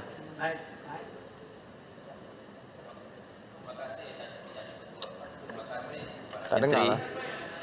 Tekan? Ya. Ya. Tutup. Soalan tambahan Padang Serai, kita tidak menafikan yang kerajaan melalui MAFI telah menyediakan bantuan-bantuan khususnya sama ada dalam bentuk kewangan, in kind maupun khidmatan nasihat kepada golongan muda yang mahu memulakan projek.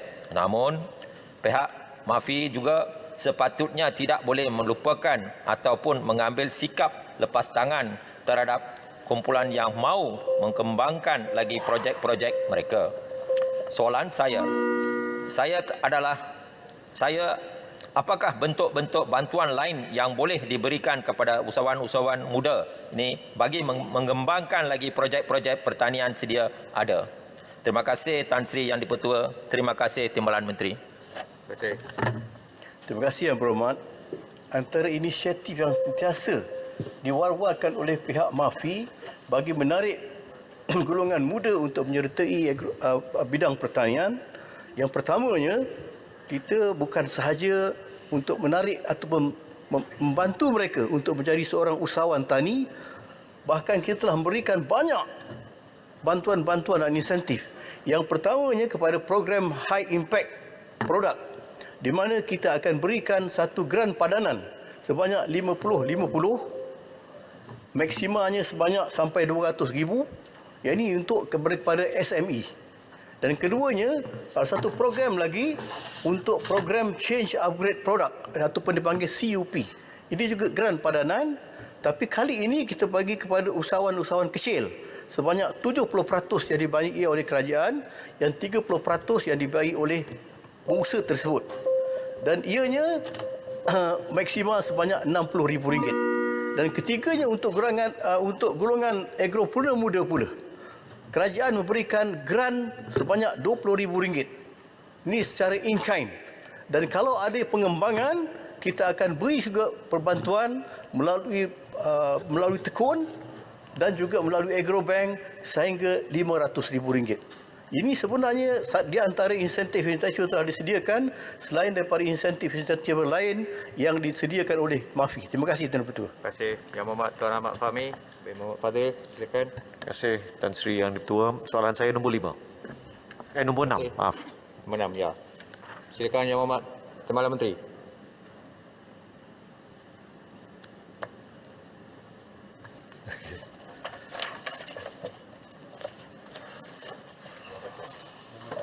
Okay, soalan 66.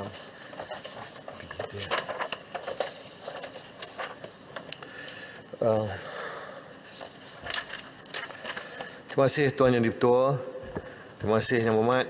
Untuk makluman ahli Yang Berhormat, Kementerian Komunikasi dan Multimedia SKMM melalui agensinya Malaysian Digital Economy Corporation MDEC sentiasa komited dalam melaksanakan agenda pembangunan negara, khususnya berkaitan membangunkan ekonomi digital negara selaras dengan dasar dan hala tuju kerajaan menerusi rangka tindakan ekonomi digital Malaysia, MyDigital. Strategi utama MDEC dalam mencapai visi Malaysia sebagai nadi digital ASEAN adalah dengan menumpukan usaha pembangunan terhadap 4 fokus utama, iaitu pertama, kemahiran baru, new skill, penerimaan, adoption, pengganggu, digital scale up. Pengganggu ni maknanya contoh apa, teksi ada Grab, kan? Pelaburan, investment. 4 fokus utama ini melibatkan pelbagai program yang telah dan sedang dilaksanakan bagi mencapai sasaran yang telah digariskan di bawah MyDigital, terutama dalam membantu mencapai sumbangan ekonomi digital kepada KDNK. Menerusi rancangan Malaysia ke-12, sasaran sumbangan ekonomi digital KDNK adalah 25.5% menjelang 2025 yang boleh dicapai menerusi pelaksanaan pelbagai inisiatif pendigitalan. MDEC juga telah mengumumkan strategi pelaburan digital Future 5 ataupun DI5, iaitu rancangan 5 tahun yang memfokuskan kepada 5 teras utama untuk menarik pelaburan dan memajukan ekonomi digital negara. Sasaran DI5 menyasarkan pelaburan 50 bilion, mewujudkan 50,000 peluang pekerjaan dalam industri digital, menarik 50 syarikat teknologi Fortune 500 untuk beroperasi di Malaysia, membolehkan 5 unicorn global beroperasi di negara ini dan fokus kepada 5 sektor industri utama, 5 teknologi utama, 5 teknologi baru muncul dalam perkhidmatan perniagaan global digital. Dalam mencapai sasaran MyDigital untuk mewujudkan sebanyak 500,000 peluang pekerjaan, MDEC terlibat secara langsung dalam usaha menarik pelaburan dan mewujudkan pekerjaan dalam sektor teknologi digital. Di samping itu, MDEC juga melaksanakan pelbagai inisiatif dan program seperti program My Digital Workforce, Work in Tech, program Premier Digital Tech Institution, Digital Skill Training Directory serta program di peringkat sekolah melalui program My Digital Maker yang menyediakan peluang peningkatan kemahiran kepada tenaga kerja masa hadapan dalam sektor dan bidang digital ini. Bagi menggalakkan penerimaan dan penggunaan digital, MDEC juga melaksanakan inisiatif seperti kempen e-dagang termasuk Go E-Commerce Onboarding, Shop Malaysia Online serta program latihan termasuk e-usahawan dan program perkhidmatan e-dagang setempat atau PEDAS yang dilaksanakan bagi menggalakkan penggunaan platform e-dagang serta teknologi digital yang disasarkan kepada perusahaan mikro, kecil dan sederhana. Sikit lagi, MDEC juga melaksanakan pelbagai inisiatif termasuk program GAIN, Gateway, Amplify, Invest, Nurture yang memberi bantuan hikmat nasihat kepada kepakaran syarikat tech startup untuk mengembangkan pasaran, akses kepada dana dan modal promosi dan pembangunan perniagaan dan produk. Program-program yang dijalankan selaras dengan sasaran di bawah MyDigital untuk menjadi pemangkin kepada 5,000 syarikat peringkat permulaan atau startup dalam usaha 5 tahun akan datang. Terima kasih. Silakan Luar Bentak. Terima kasih. Banyak yang Bapak Menteri sebut tadi 555, tapi 5 perkara pun saya tak faham apa yang soalan yang saya tanya macam tak terjawab ya, sebab tadi saya tanyakan perkembangan terkini, bermaksud dari segi pelaburan berapa banyak pelaburan yang telah masuk ya, daripada 50 syarikat teknologi Fortune 500 ni berapa banyak yang telah kita cuba pikat contohnya. Dan sebenarnya kalau kita yang Timbalan Menteri menyebut tentang 5 ni, sebenarnya kita ada 5 halangan terbesar untuk mencapai matlamat ini. Kalau boleh, salah satu yang menjadi masalah terbesar ialah termasuklah isu monopoli spektrum 5G ya oleh 1MDB. 1MDB pula oleh DNB. Ada kaitan kat situ kan. Tapi persoalan saya, kalau Yang Berhormat Timbalan Menteri boleh jelaskan setakat ini berapa banyak pelaburan yang telah kita berjaya perolehi ya, kerana sasaran itu besar, dan antara halangan ya yang menjadi punca kepada sukarnya kita menarik minat syarikat-syarikat besar ya masuk ke Malaysia, apakah yang akan dilakukan oleh khususnya Kementerian Komunikasi dan Multimedia, contohnya dengan menggunakan cara lain untuk roll out 5G bukan melalui DNB contohnya. Terima kasih. Sila Timbalan Menteri. 1 minit. Terima kasih Yang Berhormat. Tadi Yang Berhormat tanya tentang macam mana nak merealisasikan visi nada digital ASEAN ni. Sebab untuk pengetahuan Yang Berhormat, kita MDEC dan juga Kementerian Komunikasi dan Multimedia, kita beri servis. Mana servis, kita latih dan sebagainya, dan kita beri bantuan syarikat yang nak melabur. Jadi kalau pelaburan tu dia kena pergi ke MITI, MAIDA. Kita ada program bersama, tetapi maknanya datanya ada kat sana. Jadi kalau boleh Yang Berhormat, kita minta tanya kepada MITI pelaburan-pelaburan yang masuk, dan kita bagi servis. Kita bagi platform, terutamanya Yang Berhormat kata tadi. Okey, 5G. Kita nak kalau boleh 5G kita ni dipercepatkan, sebab banyak negara dah ada 5G dah. Dah laju dah semua. Dan kita masih lagi ke belakang. Kalau kita tengok dari segi ASEAN, kita masih ke belakang. Jadi saya setujulah. Jadi 5G ni sebab tu tadi Yang Berhormat tanya tentang 5G, kita bagi tahu. 5G ni Kementerian Kewangan ambil dia. Dia buat 5G di bawah Kementerian Kewangan. Kita hanya sediakan spektrum. Sebab spektrum ni Parlimen di bawah Akta Komunikasi dan Multimedia telah memberi tugas kepada kementerian ini untuk menyediakan spektrum dan sebagainya.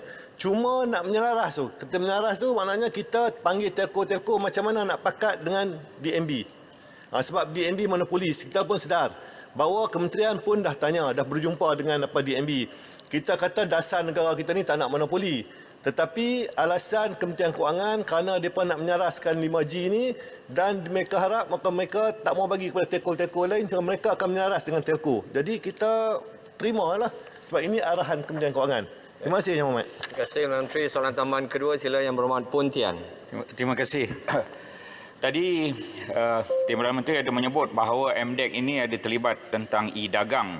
Adakah MDEC bercadang, soalan saya, supaya diwujudkan pasar borong digital yang diusahakan oleh MDEC, supaya nelayan ada pasar borong digital, penanam sayur ada pasar borong digital, penternak ada pasar borong digital, bagi kita menghentikan kegiatan orang tengah yang mengambil keuntungan berlipat ganda sehingga menyebabkan kenaikan harga barang. Apa pandangan Timbalan Menteri mengenai pasar borong digital dikendalikan oleh MDEC? Terima kasih Pontian. Sila Menteri, 1 minit. Okey, terima kasih Yang Berhormat Pontian. Tak ada. Untuk pengetahuan Yang Berhormat Pontian, dan yang nelayan dah ada. Tetapi cadangan Yang Berhormat itu ada permohonan daripada syarikat untuk membuat pasar borong. Dan kita untuk harapkan kerjasama dengan MDEC, kita tengah usahakan. Tetapi untuk pengetahuan Yang Berhormat Pontian, apabila kita buka platform, maka bergantung kepada pihak-pihak yang nak masar tu untuk masuk platform tersebut. Tapi kadang-kadang kita lihat kebanyakannya mereka tak masuk. Jadi kita nak kena panggil, dan ini memerlukan satu proses. Tetapi cadangan tu kita akan cuba laksanakan. Terima kasih Yang Berhormat Pontian. Terima kasih Yang Menteri. Pertanyaan jawab lisan seterusnya saya jemput Yang Berhormat Tuan Ahmad Johnny bin Zawawi Igan. Terima kasih Datuk Di-Pertua. Soalan saya nombor 7.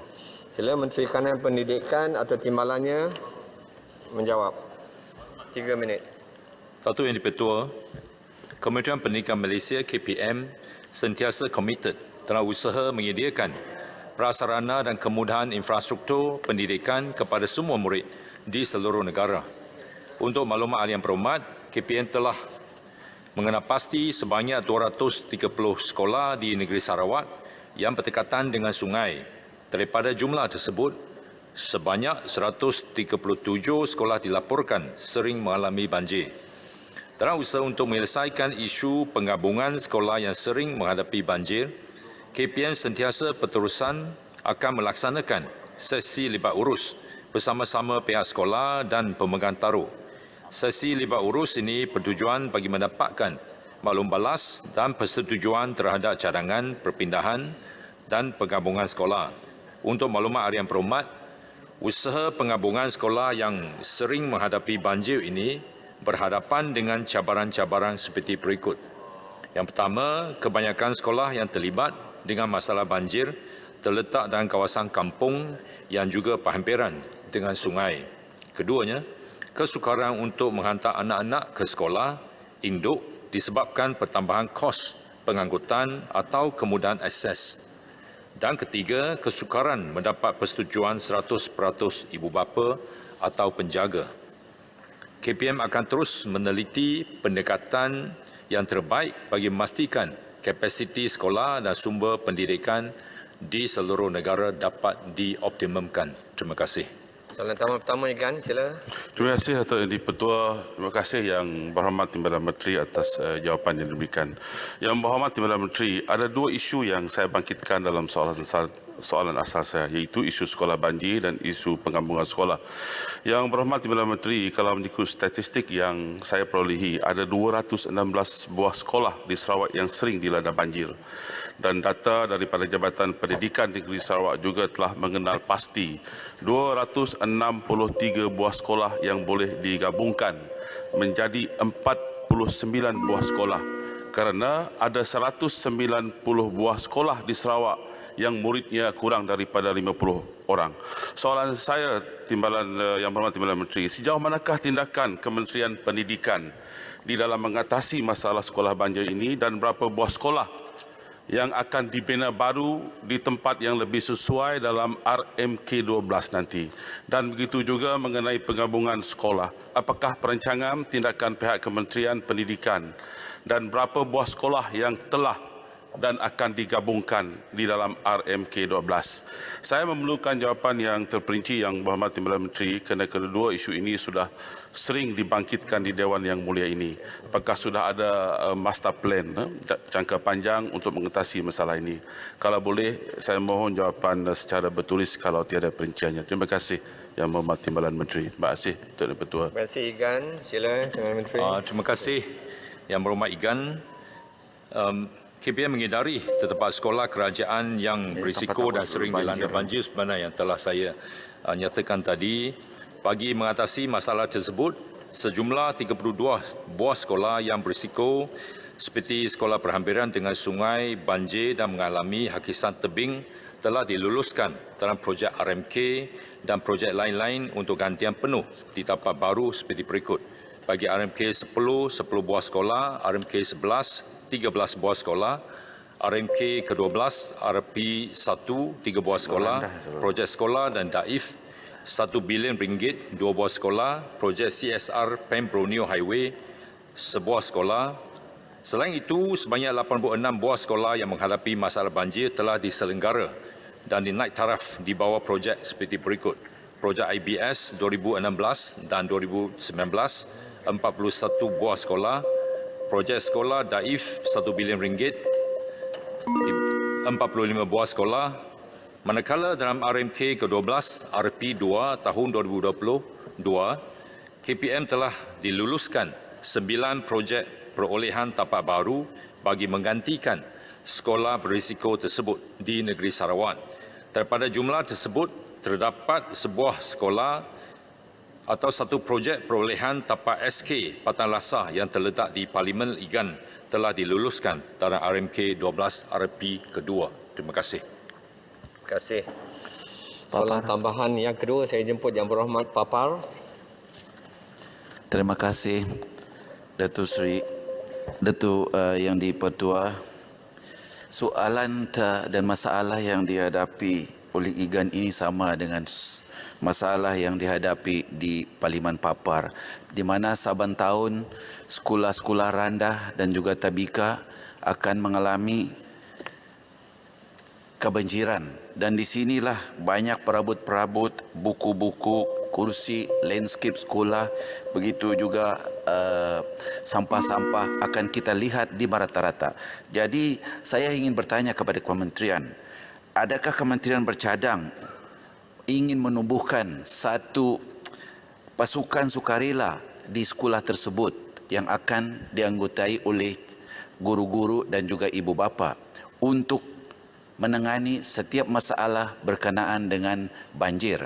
Kedua, adakah kementerian juga bercadang untuk memberi sedikit imbuhan ataupun peruntukan supaya mereka ini dapat menyelesaikan seperti membaik pulih perabot-perabot yang rusak, landscape yang rusak dan juga bermacam-macam lagi. Jadi sekian, terima kasih. Cik Papar, sila Perdana Menteri. Terima kasih kepada Yang Berhormat Papar. Jadi memang banyak usaha yang dan sentiasa kita laksanakan untuk memastikan keselesaan dan kemudahan murid dan guru terpelihara. Jadi ke arah tersebut, sudah tentunya apa yang dibangkitkan oleh Yang Berhormat Papar itu akan kita pertimbangkan. Jadi mengikut kesesuaian. Terima kasih. Terima kasih, Perdana Menteri. Pertanyaan jawab lisan seterusnya saya jumpa Yang Berhormat Tuan Syed Ibrahim Syed Noh Ledang.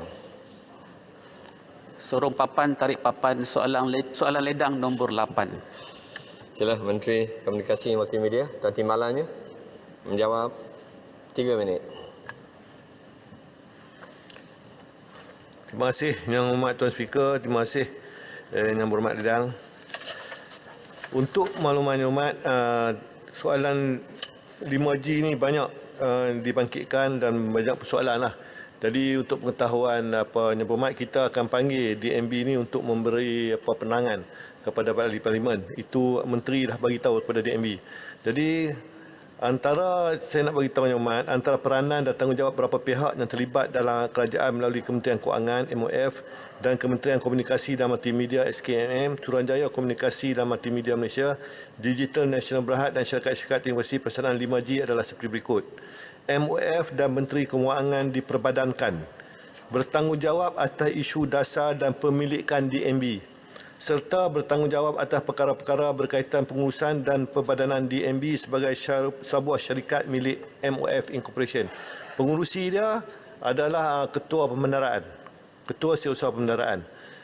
KKMM dan SKMM bertanggungjawab untuk menyelia pengoperasian DNB sebagai pemegang lesen Network Facility Provider MFP dan Network Service Provider NSP. Jadi semua syarikat yang terlibat dengan Kementerian Komunikasi dan juga MCMC mesti mendapatkan lesen Network Service Provider dan Network Facility Provider serta menetapkan dasar industri komunikasi berdasarkan kuasa dan peruntukan di bawah Akta Komunikasi dan Multimedia 1998. Ini termasuk mengambil tindakan kepada DNB sekiranya didapati melakukan kesalahan di bawah Akta Komunikasi dan Multimedia 1998 iaitu melanggar syarat-syarat lesen yang ditetapkan.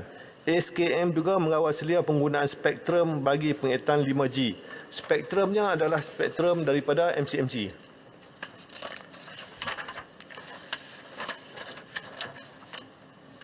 Jadi saya nak beritahu, DMB ini adalah sebuah syarikat milik penuh MOF Incorporation yang telah diumumkan sebagai syarikat tujuan khas kerajaan bagi pelaksanaan 5G negara. DMB diberikan lesen MFP dan SP oleh pihak SKM untuk beroperasi dengan sebuah syarikat telekomunikasi. DMB bertanggungjawab untuk merancang dan melaksanakan dan pengoperasian rangkaian 5G serta membangunkan ekosistem 5G. Syarikat telekomunikasi lain, syarikat pemberi perkhidmatan dan berlesen di bawah SKMM berperanan sebagai pemberi perkhidmatan runcit 5G kepada pengguna. Jadi maknanya runcitnya adalah syarikat-syarikat telco yang sedia ada. Syarikat-syarikat ini, pemberi perkhidmatan ini akan didapati akses kepada 5G secara borong daripada DNB. Jadi mereka ni kena dapat pula spektrum daripada DNB. Baru mereka boleh beroperasi. Serta mewujudkan pakej-pakej perkhidmatan kepada pengguna termasuk perkhidmatan khusus pengguna perusahaan, enterprise dan lain. Jadi soalannya antaranya tindakan kementerian dalam memantau pelaksanaan 5G ini adalah kita lihat, kita panggil telco-telco macam mana nak bekerjasama dengan DNB ini.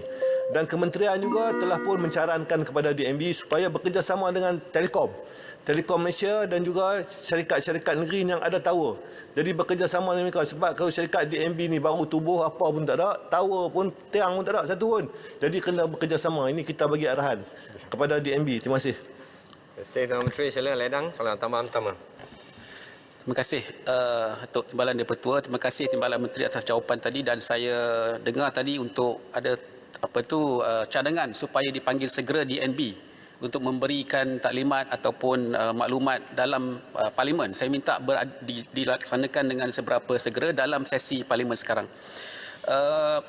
Timbalan Menteri, satu lagi perkara yang saya rasa kita kena jelas daripada penjelasan tadi ialah ini adalah matlamat besar negara berkenaan dengan 5G.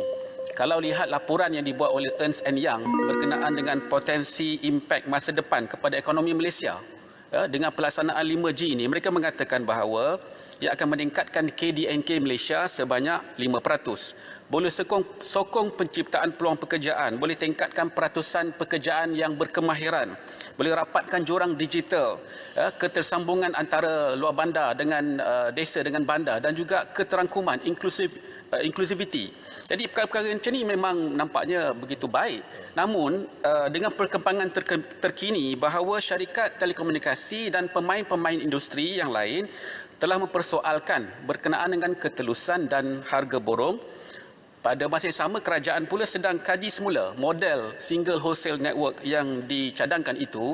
Maka soalan saya, apakah ada laporan daripada Ernst & Young berkenaan dengan backup plan sekiranya model ini gagal ataupun dibatalkan? Dan apakah ada model-model yang lain yang dicadangkan seperti misalnya dual network ataupun ada dua konsortium ataupun satu konsortium? Dan apakah implikasi keuangan serta jadual projek sekiranya model ini dibatalkan? Terima kasih. Terima kasih. Ledang, sila Tuan Menteri. 1 minit. Terima kasih Yang Berhormatnya begitu concern tentang 5G ini. Saya pun bersetuju dengan berhormat sebab 5G ini cukup penting.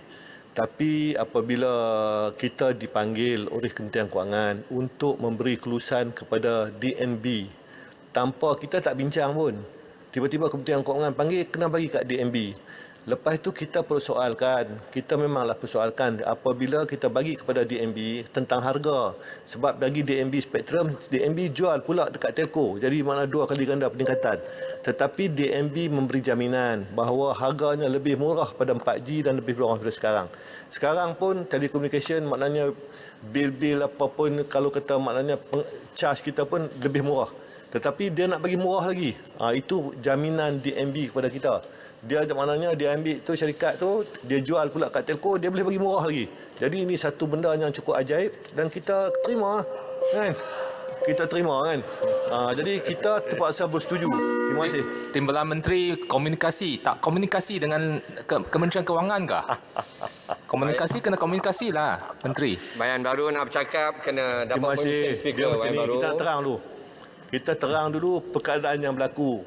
Jadi sebab tu kita jumpa dengan DNB. Bukan DNB panggil kita, kita cari dia jumpa. Sebab kita nak komunikasi seperti yang Mak kata tu. Sebab apa bila tak ada komunikasi, Kementerian Kewangan terus buat, kita kena terima. Jadi kita jumpa dia. Jadi kita bagi tahu pertama sekali minta kerjasama dengan Telekom Malaysia. Sebab Telekom dah ada backbone, dah ada backhaul dan sebagainya. Kita kena kerjasama. Sebab kalau dia nak buat, kita nampak, kita tak nampak apa kenapa nak buat. DNB tak ada apa-apa pun. Maknanya tubuh syarikat panggil Ralph Marshall terus buat apa 5G CEO. Jadi kita tanya macam mana perkhidmatan Bumiputera, macam mana apa kenapa tak kerjasama dengan Telekom. Jadi apabila kalau dia tak ada apa-apa, macam mana dia boleh dapat? Ya betul. Kalau dia tak ada apa-apa, macam mana dia boleh dapat? Ni kena tanya Menteri Kewangan. Tu kena tanya Menteri Kewangan lah. Kan? Jadi macam contoh tadi yang Muhammad tanya. Tanya tentang pelaburan. Kita tak buat pelaburan sebab apa? Ini kerja MITI. Kerja kita telekomunikasi. Tapi Kementerian Kewangan nak buat kerja telekomunikasi. Kita bagilah dia buat. Kita bagi dia buat. Jadi kita bagi dia buat dan kita cuba tanya dia, kita cuba kerjasama dengan dia. Mana Kementerian Komunikasi cuba berkomunikasi dengan DNB. Okey, Bumiputera macam mana, backbone macam mana nak realisasikan, macam mana spektrum ni nak jual. Sebab banyak telco komplain spektrum bagi kat dia, dia nak dapatkan. Sebab tu saya tuju kalau kata kita nak percepat, kita bagi kat telco ya. Maknanya Telekom dapat spektrum, Celcom dapat spektrum, Digi dapat spektrum. Terus buat. Percepatkan sebab mereka dah ada backbone. Tapi bila DNB nak buat, dia kata sebab alasannya, saya bagi alasan ni supaya kita fair dengan apa DNB. Dia bagi alasan 4G belum siap yang Telco buat. Jadi 5G dia nak buat. Jadi maknanya okey, kita terima alasan tersebut sebab dia nak kontrol 5G. Terima kasih Tuan Menteri. Terima kasih Hormat. Baik. Soalan tambahan yang kedua, saya jemput Yang Berhormat Tebrau. Terima kasih Dato' Pengerusi. Tadi punya perbincangan semua mengenai isu-isu besar. Sekarang saya nak alihkan kepada soalan-soalan dari orang biasa ya. Jadi saya ingin bertanya Timbalan Menteri, apa kesannya kepada orang biasa yang sekarang pun tidak mampu untuk membeli pelanti 4G. Jadi lagi untuk beli 5G. Jadi beberapa tekad semua pemancar yang akan dibina. Adakah ini mengancamkan kesihatan rakyat biasa? Dan adakah pemancar ini yang dibina akan merosakkan keindahan alam sekitar? Sila jawab. Terima kasih. Sila, Menteri Tebrau. Sila, Timbalan Menteri. Okey, terima kasih Yang Amat Tebrau. Ni saya nak bagi penangan ni. Pertama sekali, kita sebut tadi 5G ni kawasan ekonomi.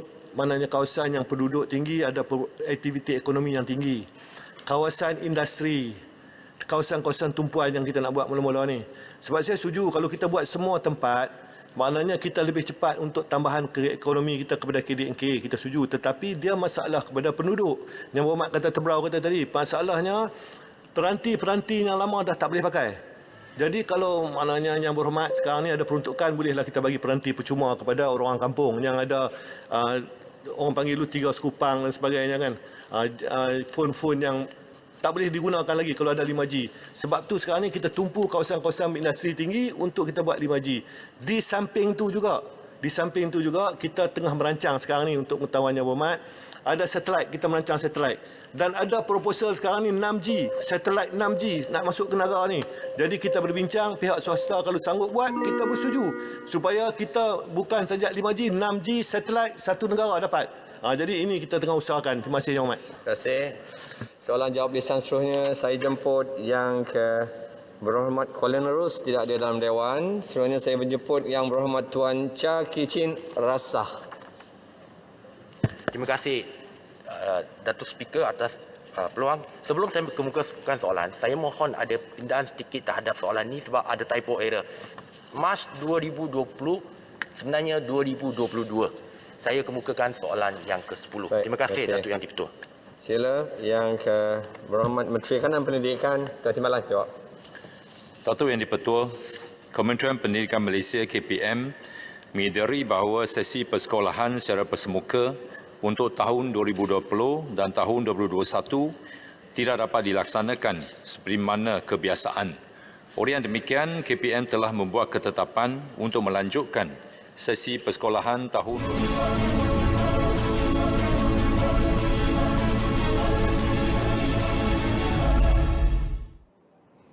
Baik, seperti yang anda saksikan sebentar tadi di persidangan Dewan Rakyat, pertanyaan jawab lisan ketika ini di soalan yang ke-10 yang telah dibangkitkan oleh Ahli Parlimen Rasah Cha Kichin yang minta Menteri Kanan Pendidikan menyatakan apakah yang telah menjadi pendirian kerajaan bahawa sesi persekolahan yang baru akan bermula pada bulan Mac setiap tahun seperti mana yang telah diumumkan oleh Yang Berhormat Menteri Pendidikan bahawa sesi baru tahun 2022 akan bermula pada bulan Mac 2020.